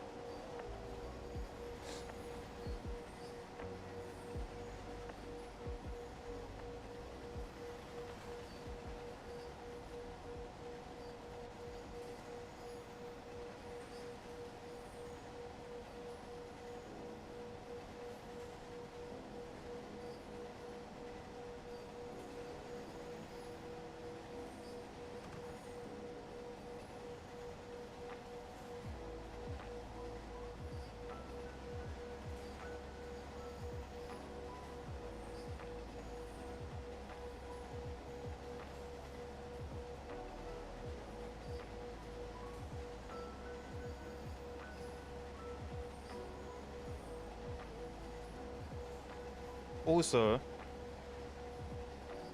never forget the whole, oh, we're going to take a break from releasing DLC so we can update, so we can fix the game.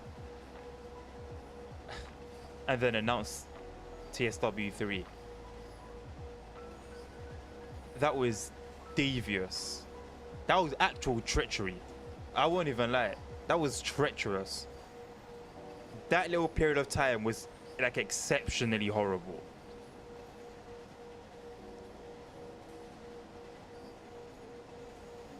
Nobody was asking or wanted TSW 3. Nobody. Everybody wanted the game to be fixed. They should actually spend time for each TSW to release one every year. That's too much to ask, man. Too much to ask, Punk. What are you crazy, Punk? What are you, a logical human being? Are you a smart person? That makes too much sense. That makes way too much sense. Why would they do that? Why would they do that? /S.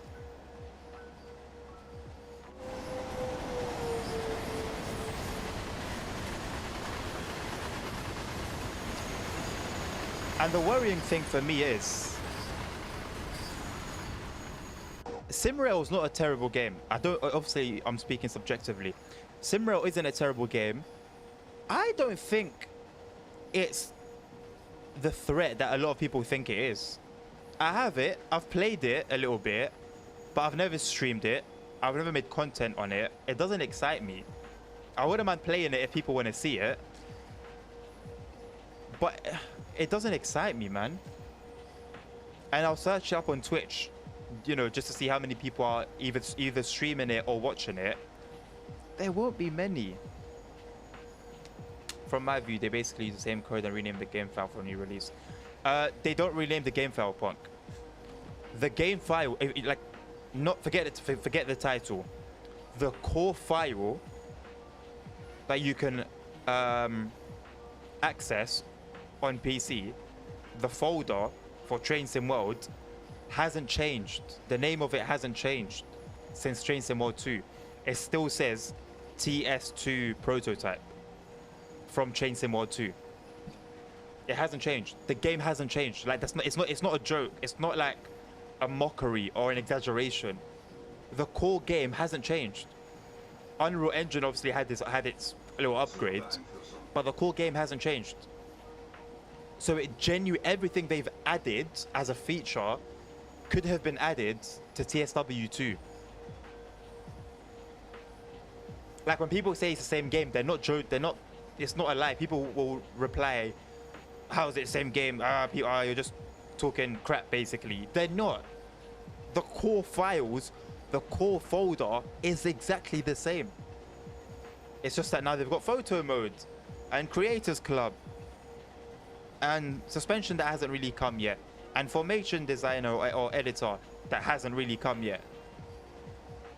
But all of these things could have been added to TSW 2. Now imagine. Wait, so that means the last new release is TSW 2, yeah. But you can tell that, Punk, though. You can tell that. You can tell. There was a difference from TSW 2020 to TSW 2. You could tell that. But you can also tell there hasn't been a difference, a major difference, from TSW 2 to 3 to 4. The folder has the same name. The folder has the same name. Yeah. And it's the code name, basically. TS2 is the code name for TSW2 TSW2.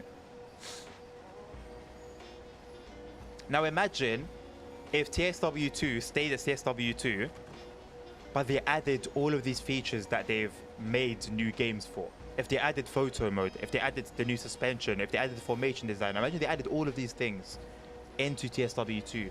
How popular TSW2 would be, how popular Dovetail would be with their fan base, with their customer base.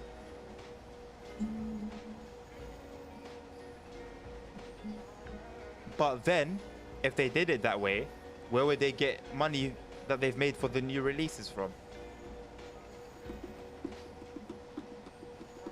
And that's a legitimate question. Where would they have made that money? Obviously, they would have attracted new customers, and maybe people would have been more than happy to pay for the new DLC on day one. But they wouldn't have made as much as they have made. It's business. It sucks. Don't get me wrong. It sucks for us. But it's business. It works for them. They want to prioritize themselves. They want to prioritize finances. They want to prioritize their business. So who's to tell them otherwise? It's just, what gets me is the dishonesty and the smoke screen of pretending something is something when it's not really that thing. That's when it now becomes a problem for me.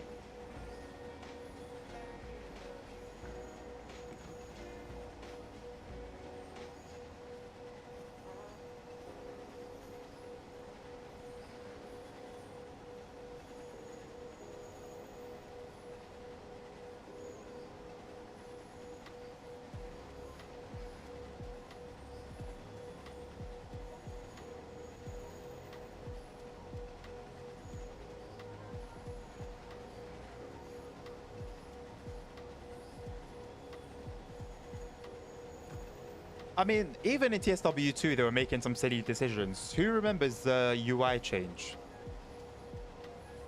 Remember, it started off with having, when you select your train, it was in the outside.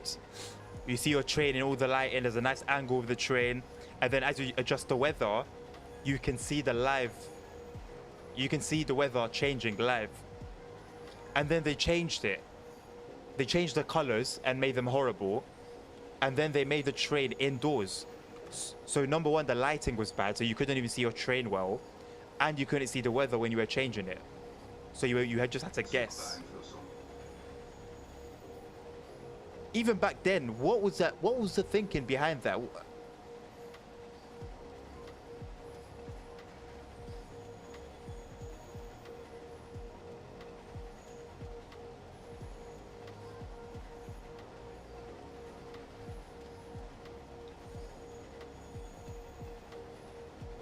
SIFA. SIFA.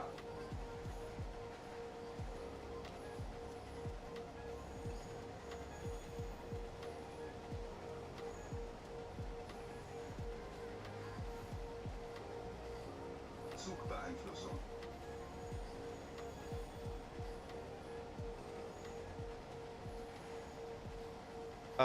Why did I not get restricted? I should have got a restriction, I feel, from that magnet at the speed warning.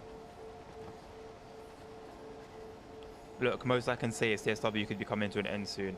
If they continue on their trajectory, I think so. Not maybe within 5 years.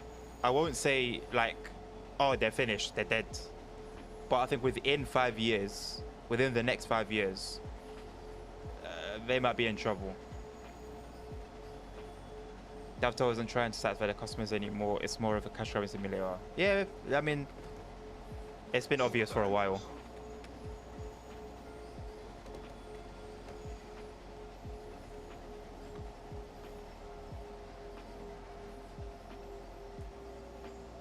I mean, maybe cash grab is a bit too far, but it's not too far from what we're dealing with.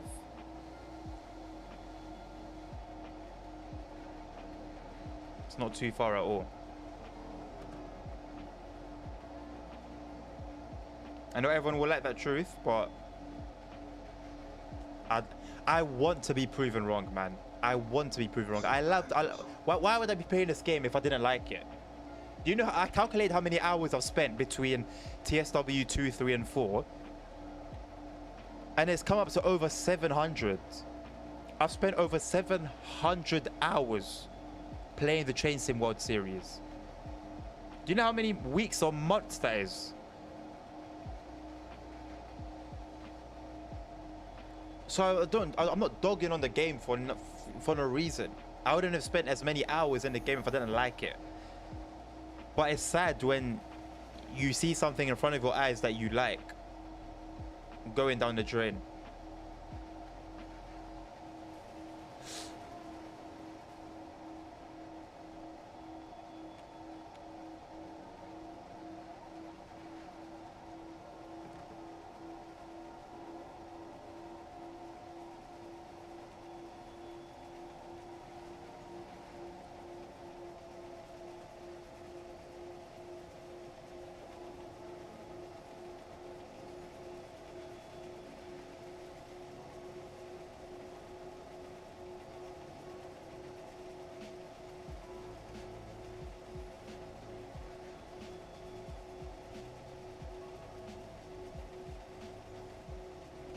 I think raising the price doesn't make sense because it stops more people like me from buying it when it first comes out. That's also a thing as well. On top of everything we've already discussed and the points we've made, they're also making it more expensive. Which, cool, I hear it, because they're needing to pay their employees more, and every cost is going up. We know this. It's an artificial inflation, but it's also a reality. So I kind of hear it, but the audacity to do it, to raise these prices for their own personal reasons while the game's in the state that it's in, treacherous. I'm not really sure of another word that will fit. It's treachery, bro.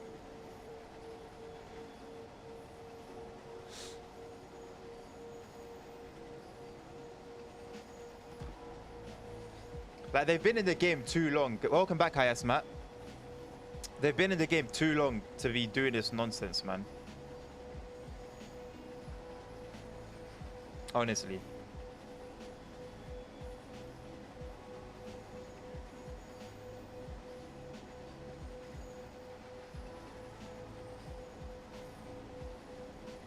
Zwangsbremsung. Ah, Zwangsbremsung. I hope that doesn't bring me to a stop. Zwangsbremsung. All right, cool. I don't know what was it yesterday or the day before. I don't remember.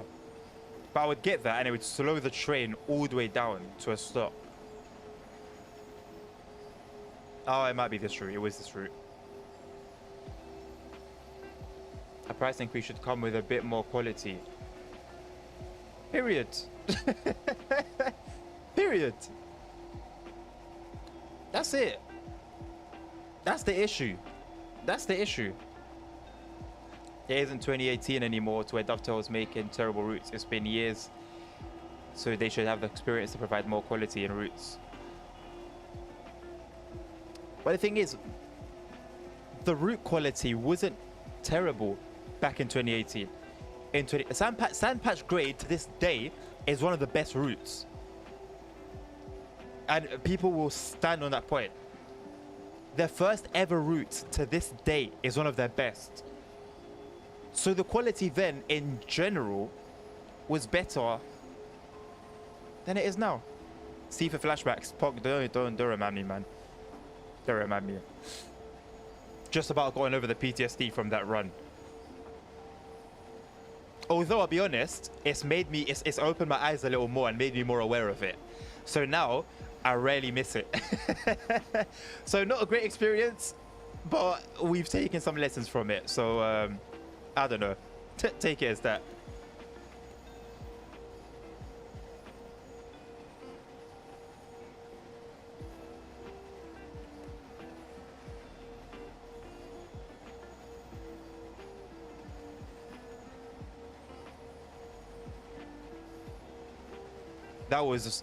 That was horrible though. Oh my lord, that was atrocious.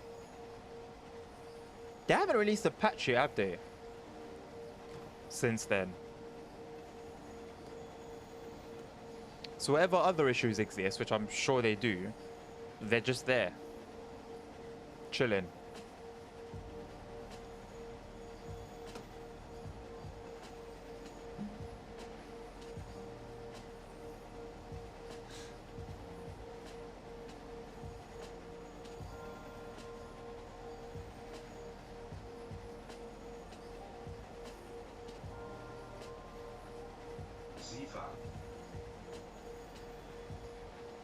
Salzburg.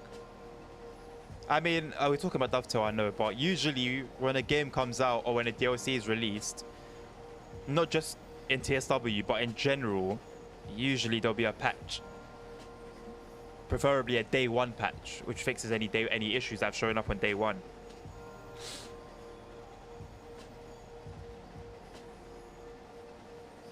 Hey, Locomotive Guy, welcome back. How are you doing this fine afternoon?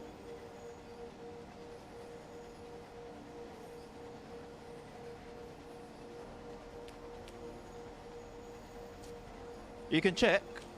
Well, it would have been announced on the forums. Glad to hear you're well, bro. You're very welcome back to the stream, Locomotive Guy.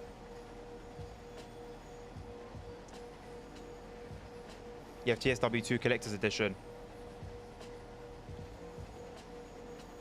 Do you have any of the more recent TSWs, or is that the only one you have?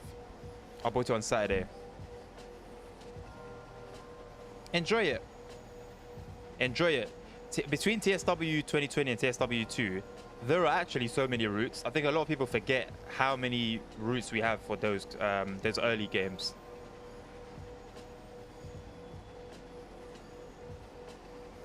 What platform are you on, Locomotive Guy? I had TSW4, but it was having issues on my old console. Okay, you still have it. Cool, cool, cool. Xbox One, okay. Because there were a lot of mods on PC, of course, but there were a lot of mods that were very, very good. That, as far as I know, they never got ported over from TSW2. So there are still some really good mods for TSW2 on the Train Sim community website. Sifa.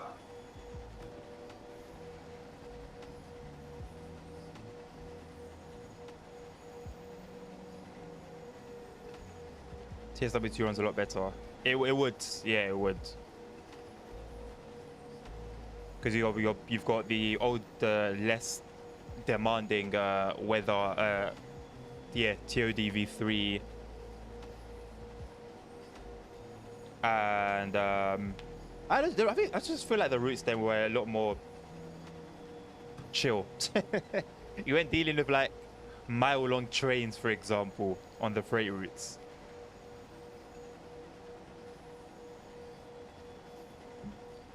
Yeah, consistent frames. You can't even take that for granted today, man. A smooth playing experience trumps a lot of other features, I'll be honest. That's why I would be happy to downgrade from 4K to 1440p, for example, or even potentially 1080p for higher frames for a more smoother experience. But of course, with better quality layers and more pedestrians went really into SW2. Yeah, I mean, there were layers. Obviously, just not as many, not what we have now, of course. I don't know. Maybe it's rose tinted glasses. I just feel like those days were better, man. TSW2 days were better.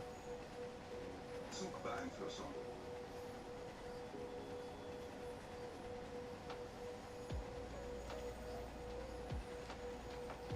Yeah, so I heard. March the 19th, was it?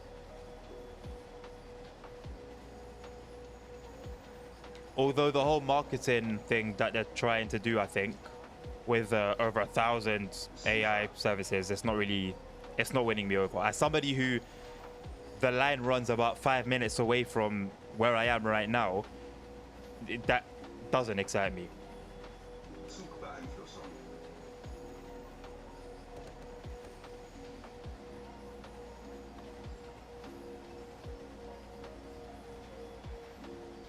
I might get it. Yeah, see, well, I'd say watch some release streams, watch some preview streams, see what people are saying, and then make a decision of that, just so you don't end up wasting your money. Zugbeeinflussung. Zugbeeinflussung.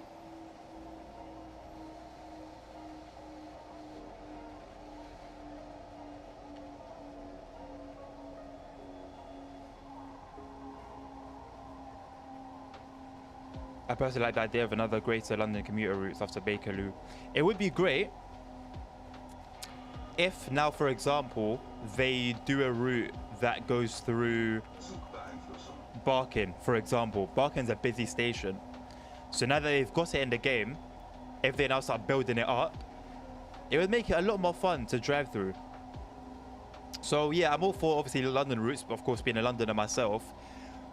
But I also want variety and I want busyness. I want a sense of busyness, especially that's what London's known for. It's its busyness.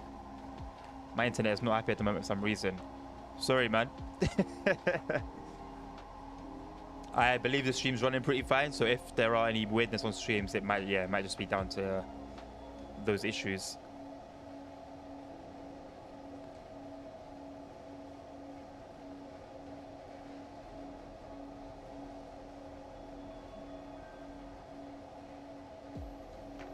I think we've got just about enough time to run the other freight run on this route, and if I don't get any requests, then we'll call it there.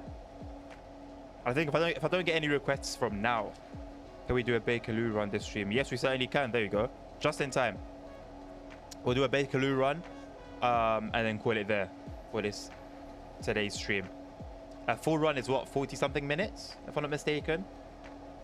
We can fit it in. If we start from Queen's Park to Elephant and Castle, we could definitely do that. And we've got announcements that we can use. So that's Very, very, very good request. Although I feel like they sound a little bit muffled, but it's better than nothing.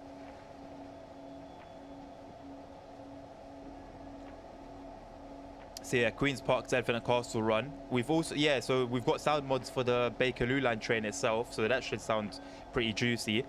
And we've got announcements. So that's like a, you know what, with mods, we've brought some more life into the, I know the timetable is pretty good right now, Zugbeeinflussung. but we've brought even more life into it. London Overground was announced a couple hours ago. We're definitely not getting LAR2 anytime soon. The thing is though, yeah, I guess it wouldn't be good for business if they release two routes next to each other. Look at the leaves falling. When have we ever seen that since? There are leaves falling. I haven't seen that on any other route, to be very honest. But yeah, it wouldn't be good for business to sell two routes very close. On my TSW2, I have sand patch grade Chanel something. That's the one I know which one we're talking about. The ICE route and the Bakerloo route, East Coastway, Ryan Road, Peninsula Corridor. So every single one of those routes is a solid route. Every single one of those. I don't know the proper name for the ICE route. I just call it Köln to Aachen. But I played that yesterday. Still in a not yesterday. Sorry, I played that on Saturday. Still as good as ever.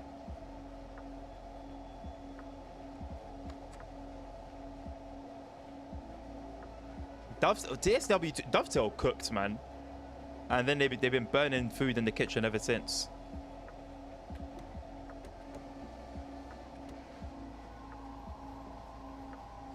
Please slow down quicker. Zwangsbremsung. Zwangsbremsung. Zwangsbremsung. Zwangsbremsung. Zwangsbremsung. We'll take it. Oh, shut up. I can barely run more than 3 routes in TSW4, and I can run all the other routes smoothly in TSW2. Big difference. Yeah. What is that even with the reduced timetables, locomotive guy?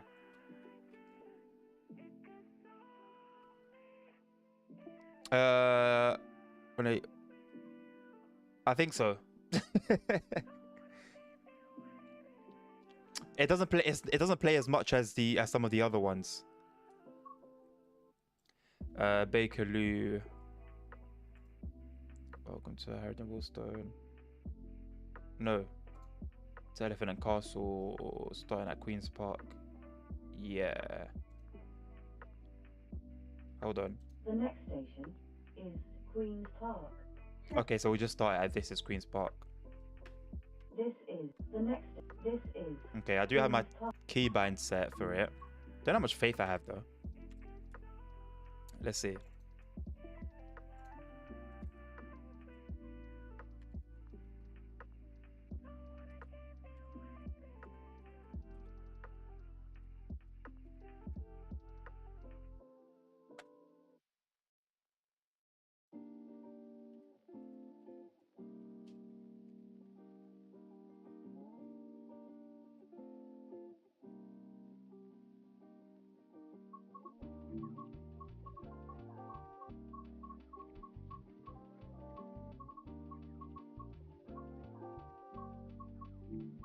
It throws me off so much. Look, every single other like picture has the train, except this one barely LGV, but nonetheless you can see, you know what it'll get us into straight away. And then Bakerloo line is just the station. It's not very eye-catching, is it? This one, right? 2021. Let's start from Queen's Park. Let's do a morning, or like a morning one.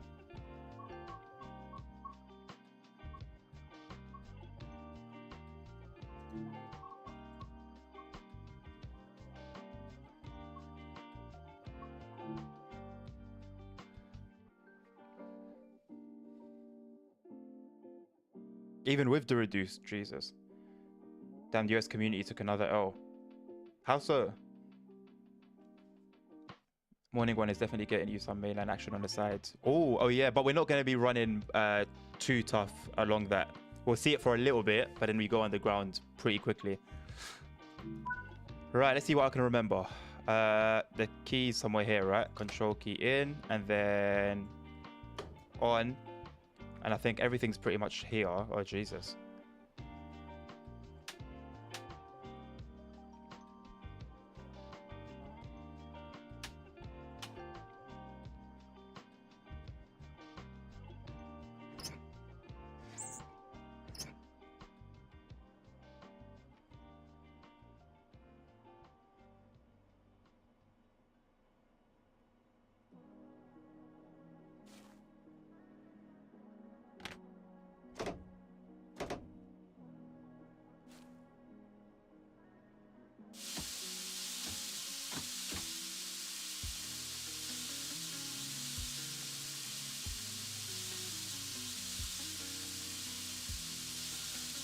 The next station is Queen's Park. Trains here for London Overground. Please mind the gap between the train and the platform.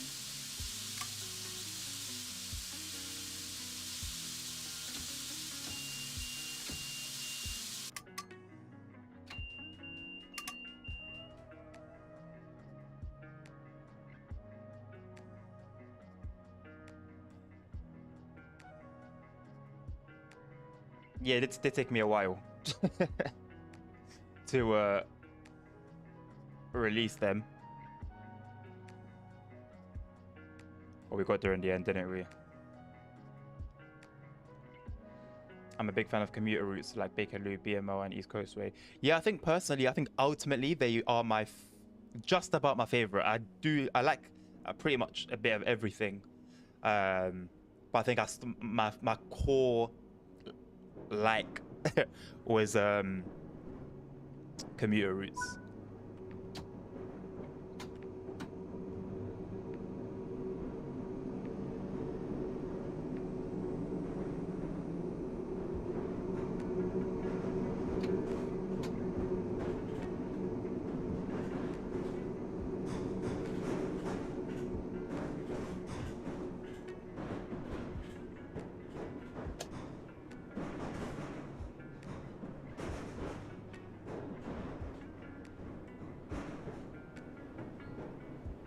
Problem is some. Alright, look how many passengers we've got here. Healthy amount. Let's see if that's consistent throughout our station. Let's see if they get on the train as well.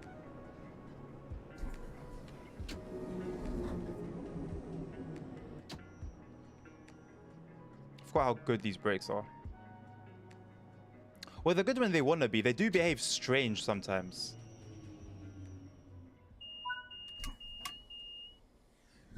This is Queen's Park. This is a Bakerloo line train to Elephant and Castle.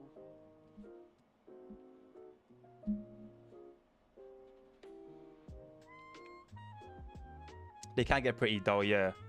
Because you're almost running like a bus stop service at this point, just stopping and going, stopping and going. I like the ones where there's a decent distance between the two. You kind of let the train stretch its legs a little bit.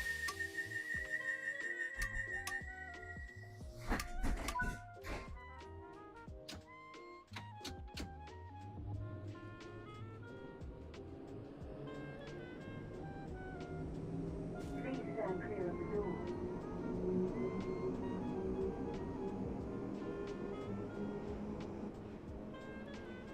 They can do like Navacare Dresden, where you've got the branch lines. When a route has branch lines coming off it, I feel like that's where the variety comes from. But unfortunately, a lot of the routes we get are just A to B and B to A.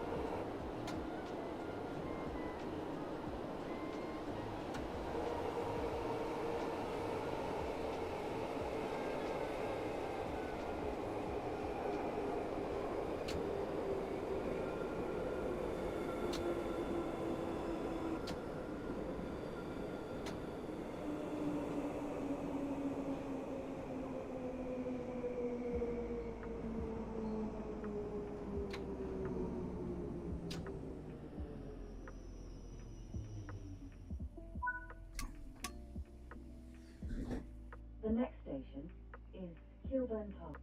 Oh, this is the one. Kilburn Park. This is a Bakerloo line train to Elephant and Castle. Please stand clear of the doors.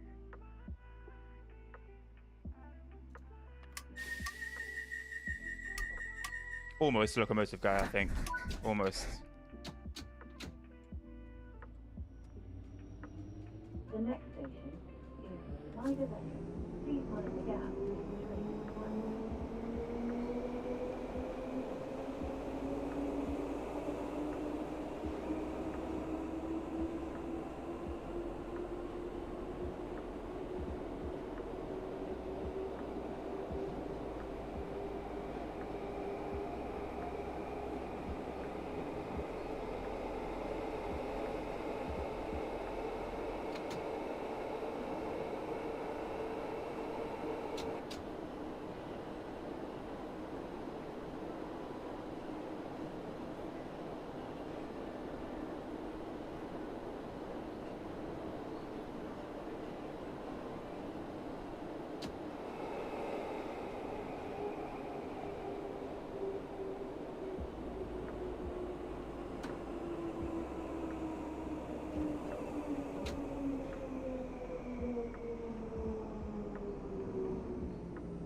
That wasn't great. That wasn't great. Out of sight, out of mind. The rest of the station is at a stop, right? Out of sight, out of mind. Spider Vale. This is a Bakerloo line train to Elephant and Castle. Basically, it looks like we went too far, but we didn't really go too far. It's an illusion because of the FOV. So it might look like we went too far, but in reality, we stopped just in time.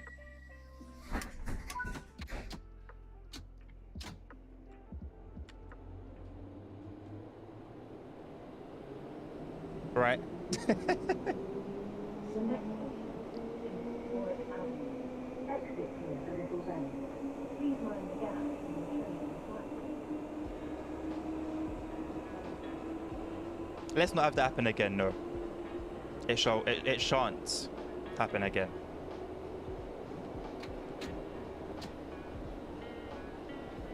Let's see, man. It's been so long since I haven't run this train since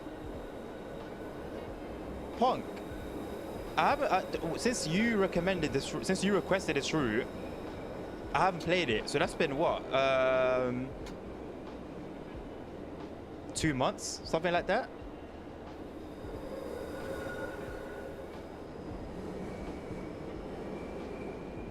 Big day, is it? Why is it a big day? What have I missed?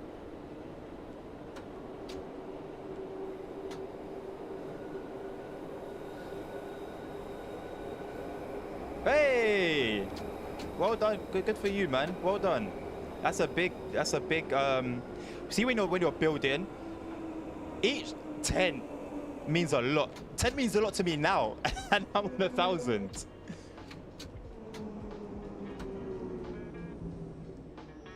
Oh no. Oh no.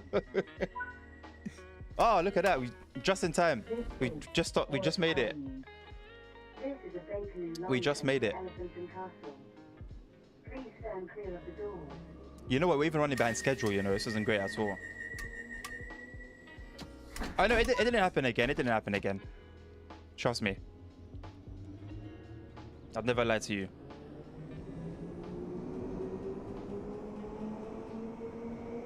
It's not great. It's not great. It's weird how the main line doesn't show on the map, but the Bakerloo line does. I haven't even got time to check the map right now, man. We're what? Almost 2 minutes behind schedule, I think, or a minute and some change.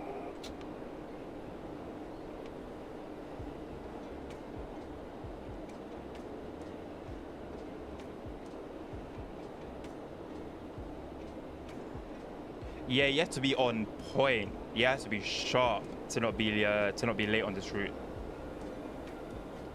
Like, you have to be perfect, basically. The braking has to be perfect. The acceleration has to be perfect. Everything has to be perfect.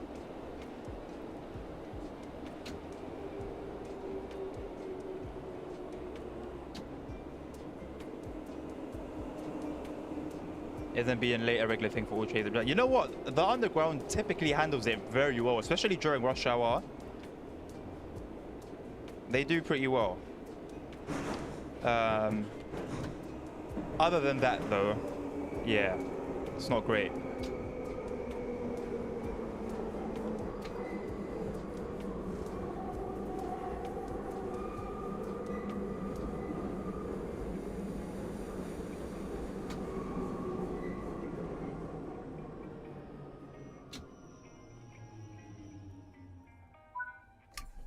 The next station is Paddington.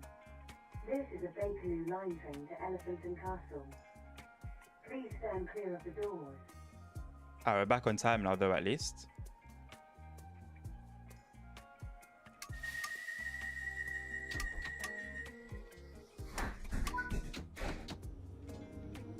The next station is Edgware Road. Please mind the gap.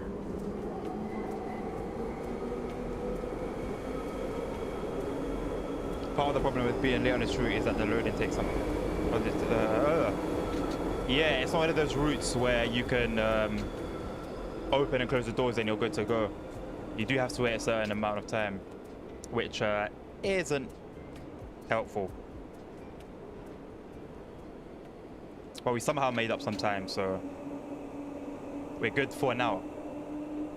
We'll see what the situation will be like once we get to Elephant and Castle.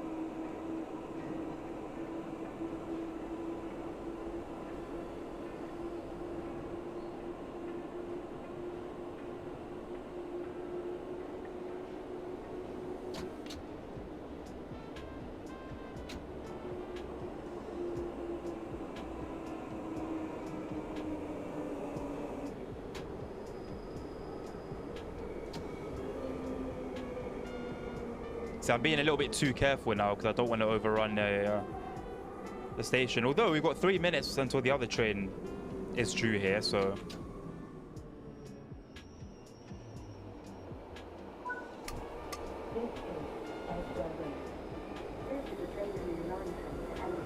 I'm quite surprised actually with this. Normally on commuter routes you end up waiting a red signal. Not this one. It used to be a thing that the doors wouldn't. You would have a red light, but it wouldn't clear until you've closed the doors, which wasn't realistic. And thankfully, they sorted that out.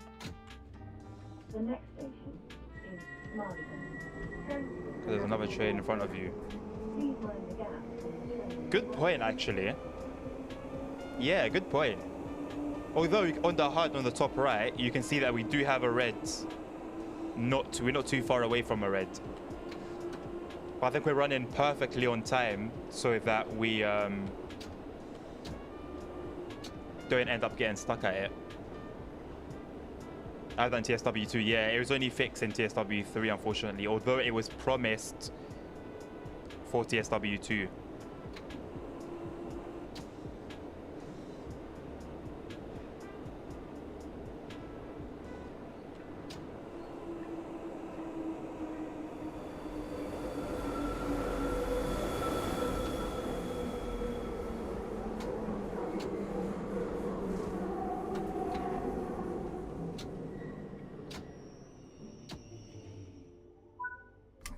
This is Marylebone. This is a Bakerloo line train to Elephant and Castle. Please stand clear of the doors. Well, it's not realistic to have the doors trigger the signal. So I didn't like that part of it. Normally, if it was a natural red signal, I wouldn't mind. But I don't like the fact that it's you completing that particular instruction that triggers the signal.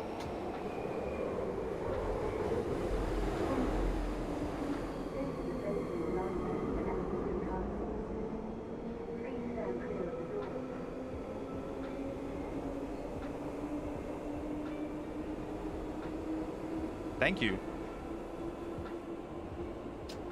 We're starting to get it a little bit. Let me not speak too soon, though.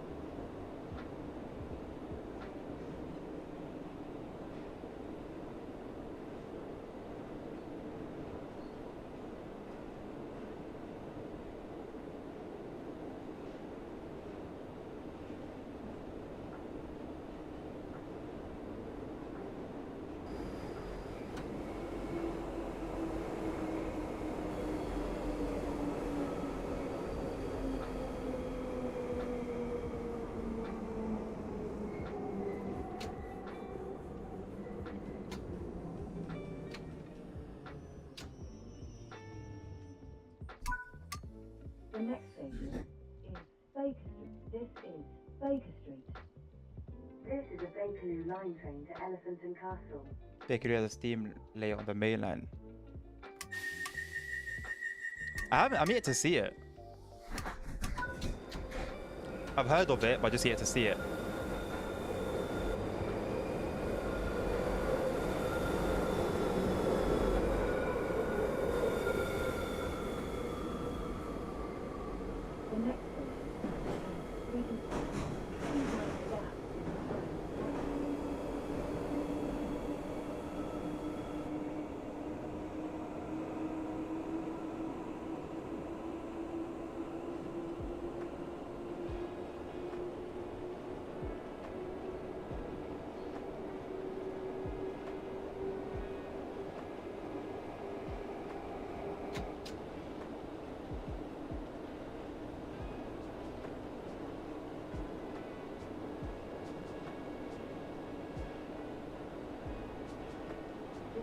The next station is Regent Park. Please mind the gap in the time. The next station is Regent Park. Please mind the gap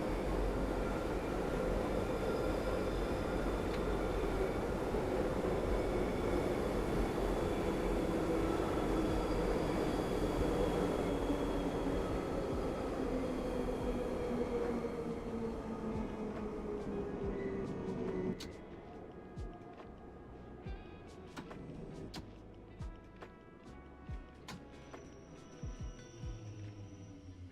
This is Regent Park. This is a Bakerloo line train to Elephant and Castle. Another thing I like on this route that it feels like we're going quick when in reality you're only doing about 30, 35. Yeah, I think it's because like the tunnel's like this on you. So it feels like you're going a lot faster than you are.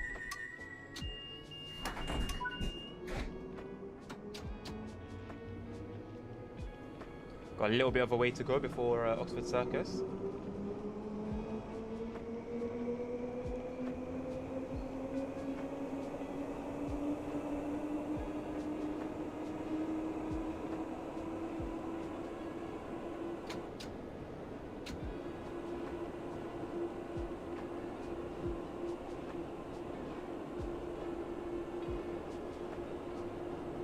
Pardon me.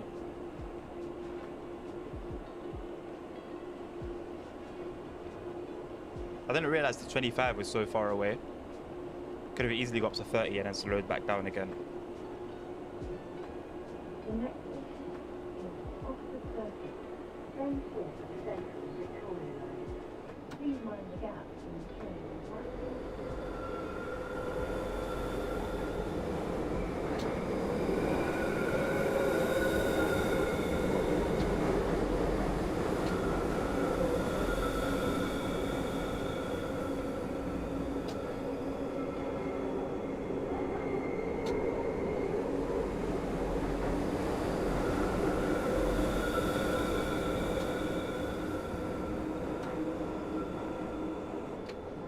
As loud as it seems, this is very accurate for the Bakerloo line.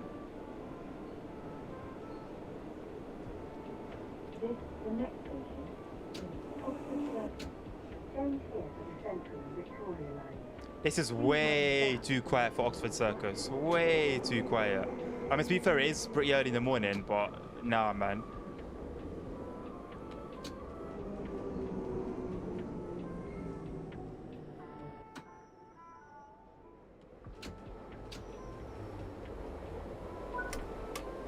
This is Oxford Circus. This is a Bakerloo line train to Elephant and Castle.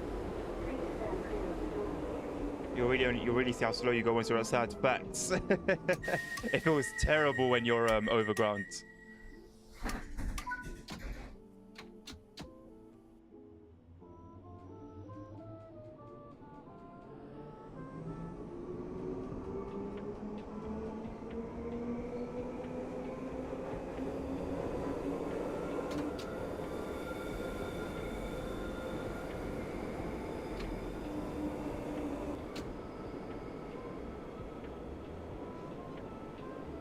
The next station is Piccadilly Circus.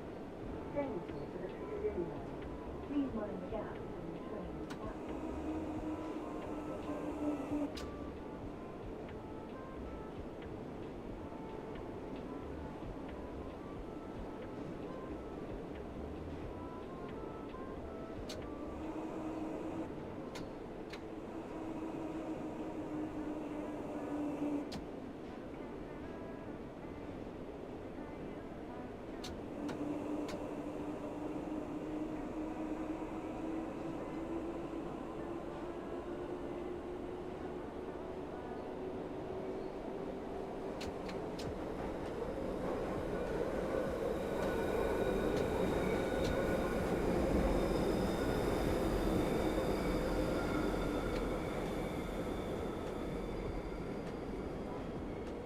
The next station is Piccadilly Circus. Train here at Piccadilly. Please mind the gap between the station and platform.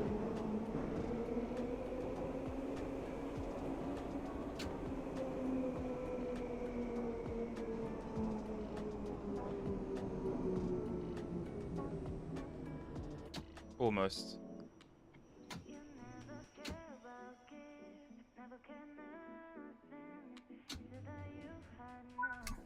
This is Piccadilly Circus. This is a Bakerloo line train to Elephant and Castle. They are locomotive guy. I don't know why they are the way they are. But goodness me, man, you're constantly adjusting. You're constantly adjusting. The speed limit's constantly changing as well. It's not it's definitely not a route where you just kick back.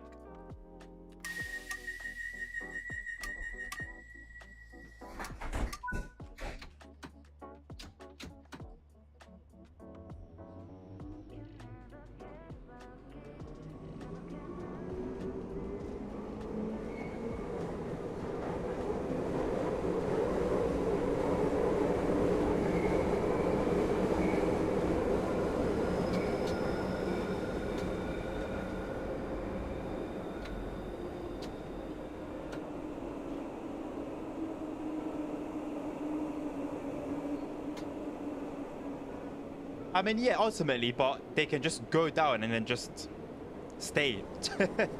Stay flat. But I mean, end of the day, there's a lot that goes on under the ground, so it does make sense.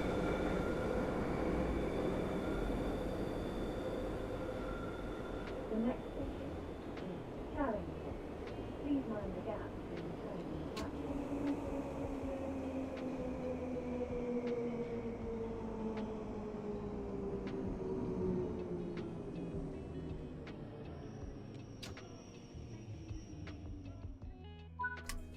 This is Charing Cross. This is a Bakerloo line train to Oh, yeah. Elephant and Castle. Please stand For me, clear though, of the doors. I mean, I think regardless on the underground, you're gonna have a lot going on in the underground in general. But for me, the charm of the Bakerloo line specifically is how old the train is.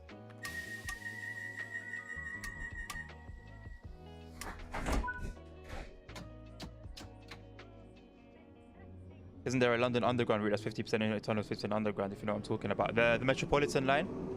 No, I think the Metropolitan line is mostly overground. The 972 stock, yeah, locomotive guy.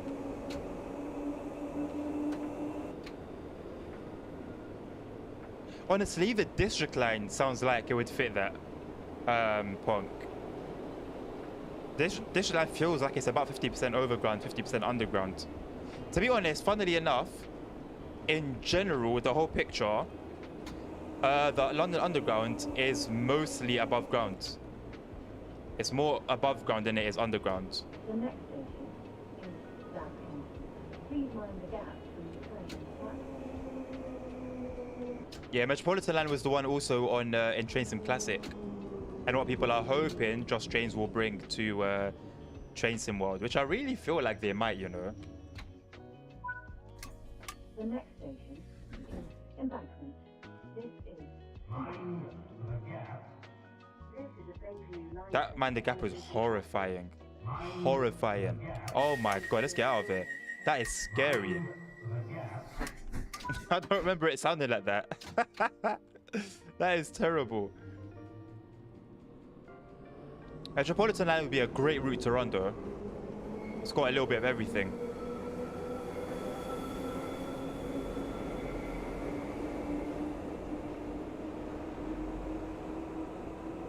The next station is Waterloo. Change here for the Deacon, Northern and Waterloo City. A National Rail service. Please mind the gap between the train and the platform.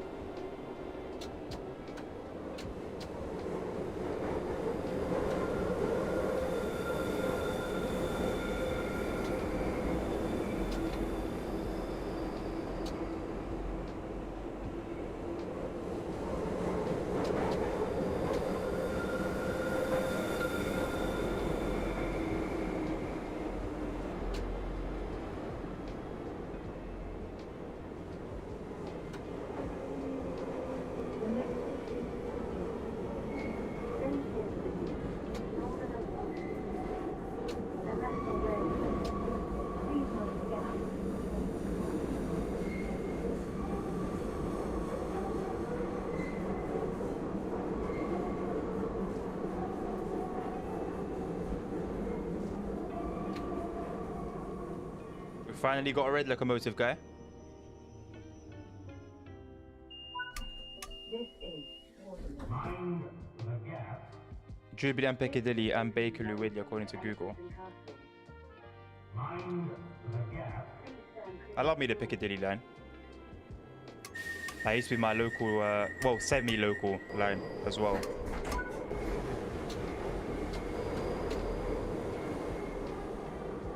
And they're bringing in new trains on that line as well, which look pretty cool.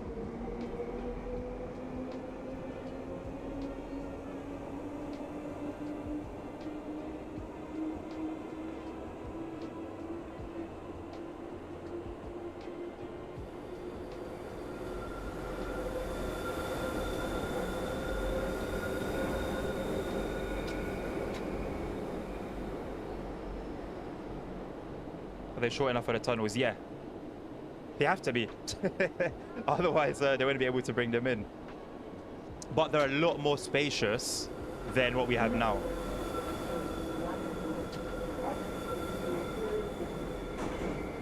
A lot more spacious.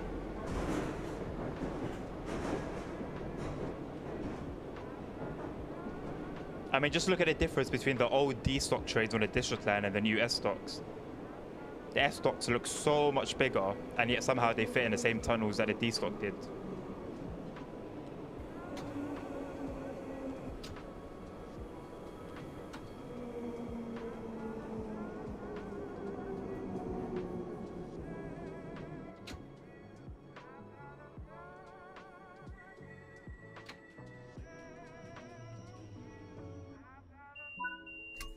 This is Lambeth North.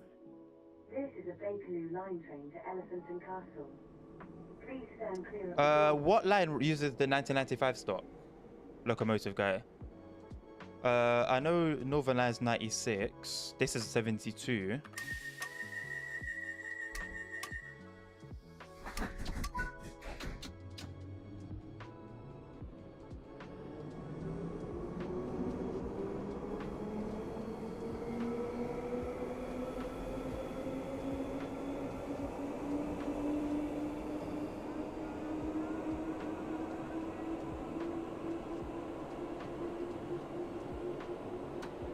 Northern.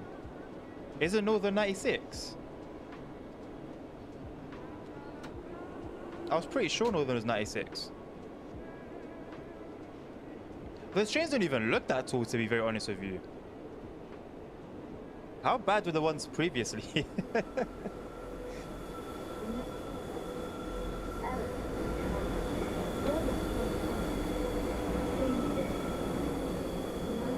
I mean, I could be wrong. I could be wrong. Please mind the gap between the train and the platform. You'd have to double check it.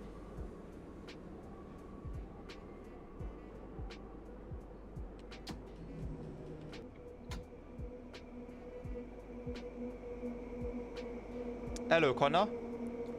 Welcome to the stream. How are you doing today?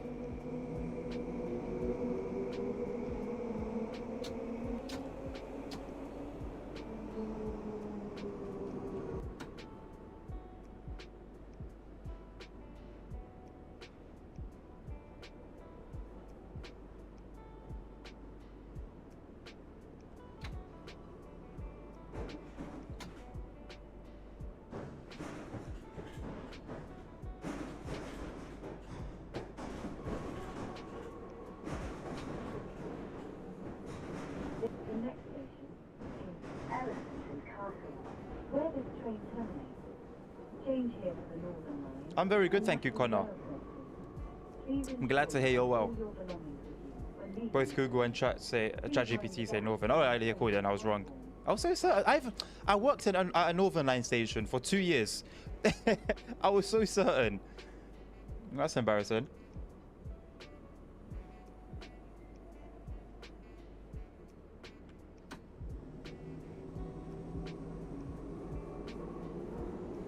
Man, I used to use the station like 6 times a week for a while. It's very accurate. Not as dirty as it is IRL, but it's good enough.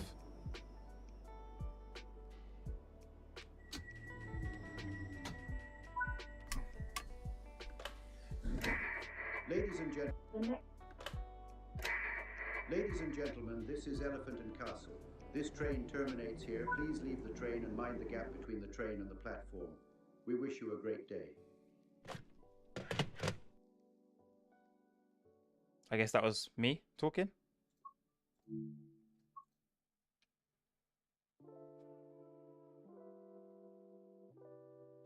You played London Underground. Literally just finished playing it, Connor. I don't know the London Underground very well. The Devon GW mainline is my playground. Yeah, the Undergrounds, you know what? I've been around it all my life and I just can't seem to get sick of it. Love it. And hopefully, soon to be an employee of the London Underground. Well, I kind of am already. I'm just waiting for training to start. Have I been this light this whole time? Oh. Hold on a second. Let's see.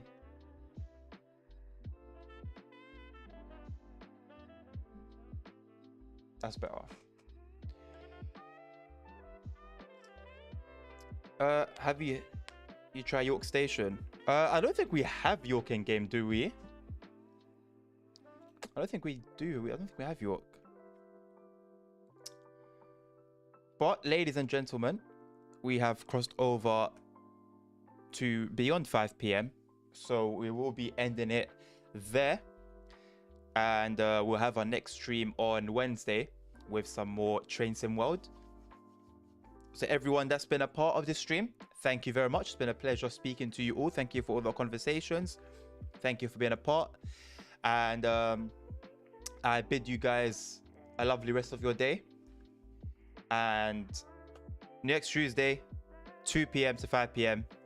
So schedule is finally sorted, as has been for a while now. So hopefully I shouldn't let you guys down. Hopefully we've been sticking to it quite well so far. But we'll see, I guess. We'll see. Hopefully we continue sticking to it. But Locomotive Guy, Punk, Connor, anyone else that's in the chat. Hello, Gastox Gaming, by the way. I completely missed you. Sorry. Thank you guys all. And I hope you guys have a lovely rest of your day. Take care, stay safe, and peace.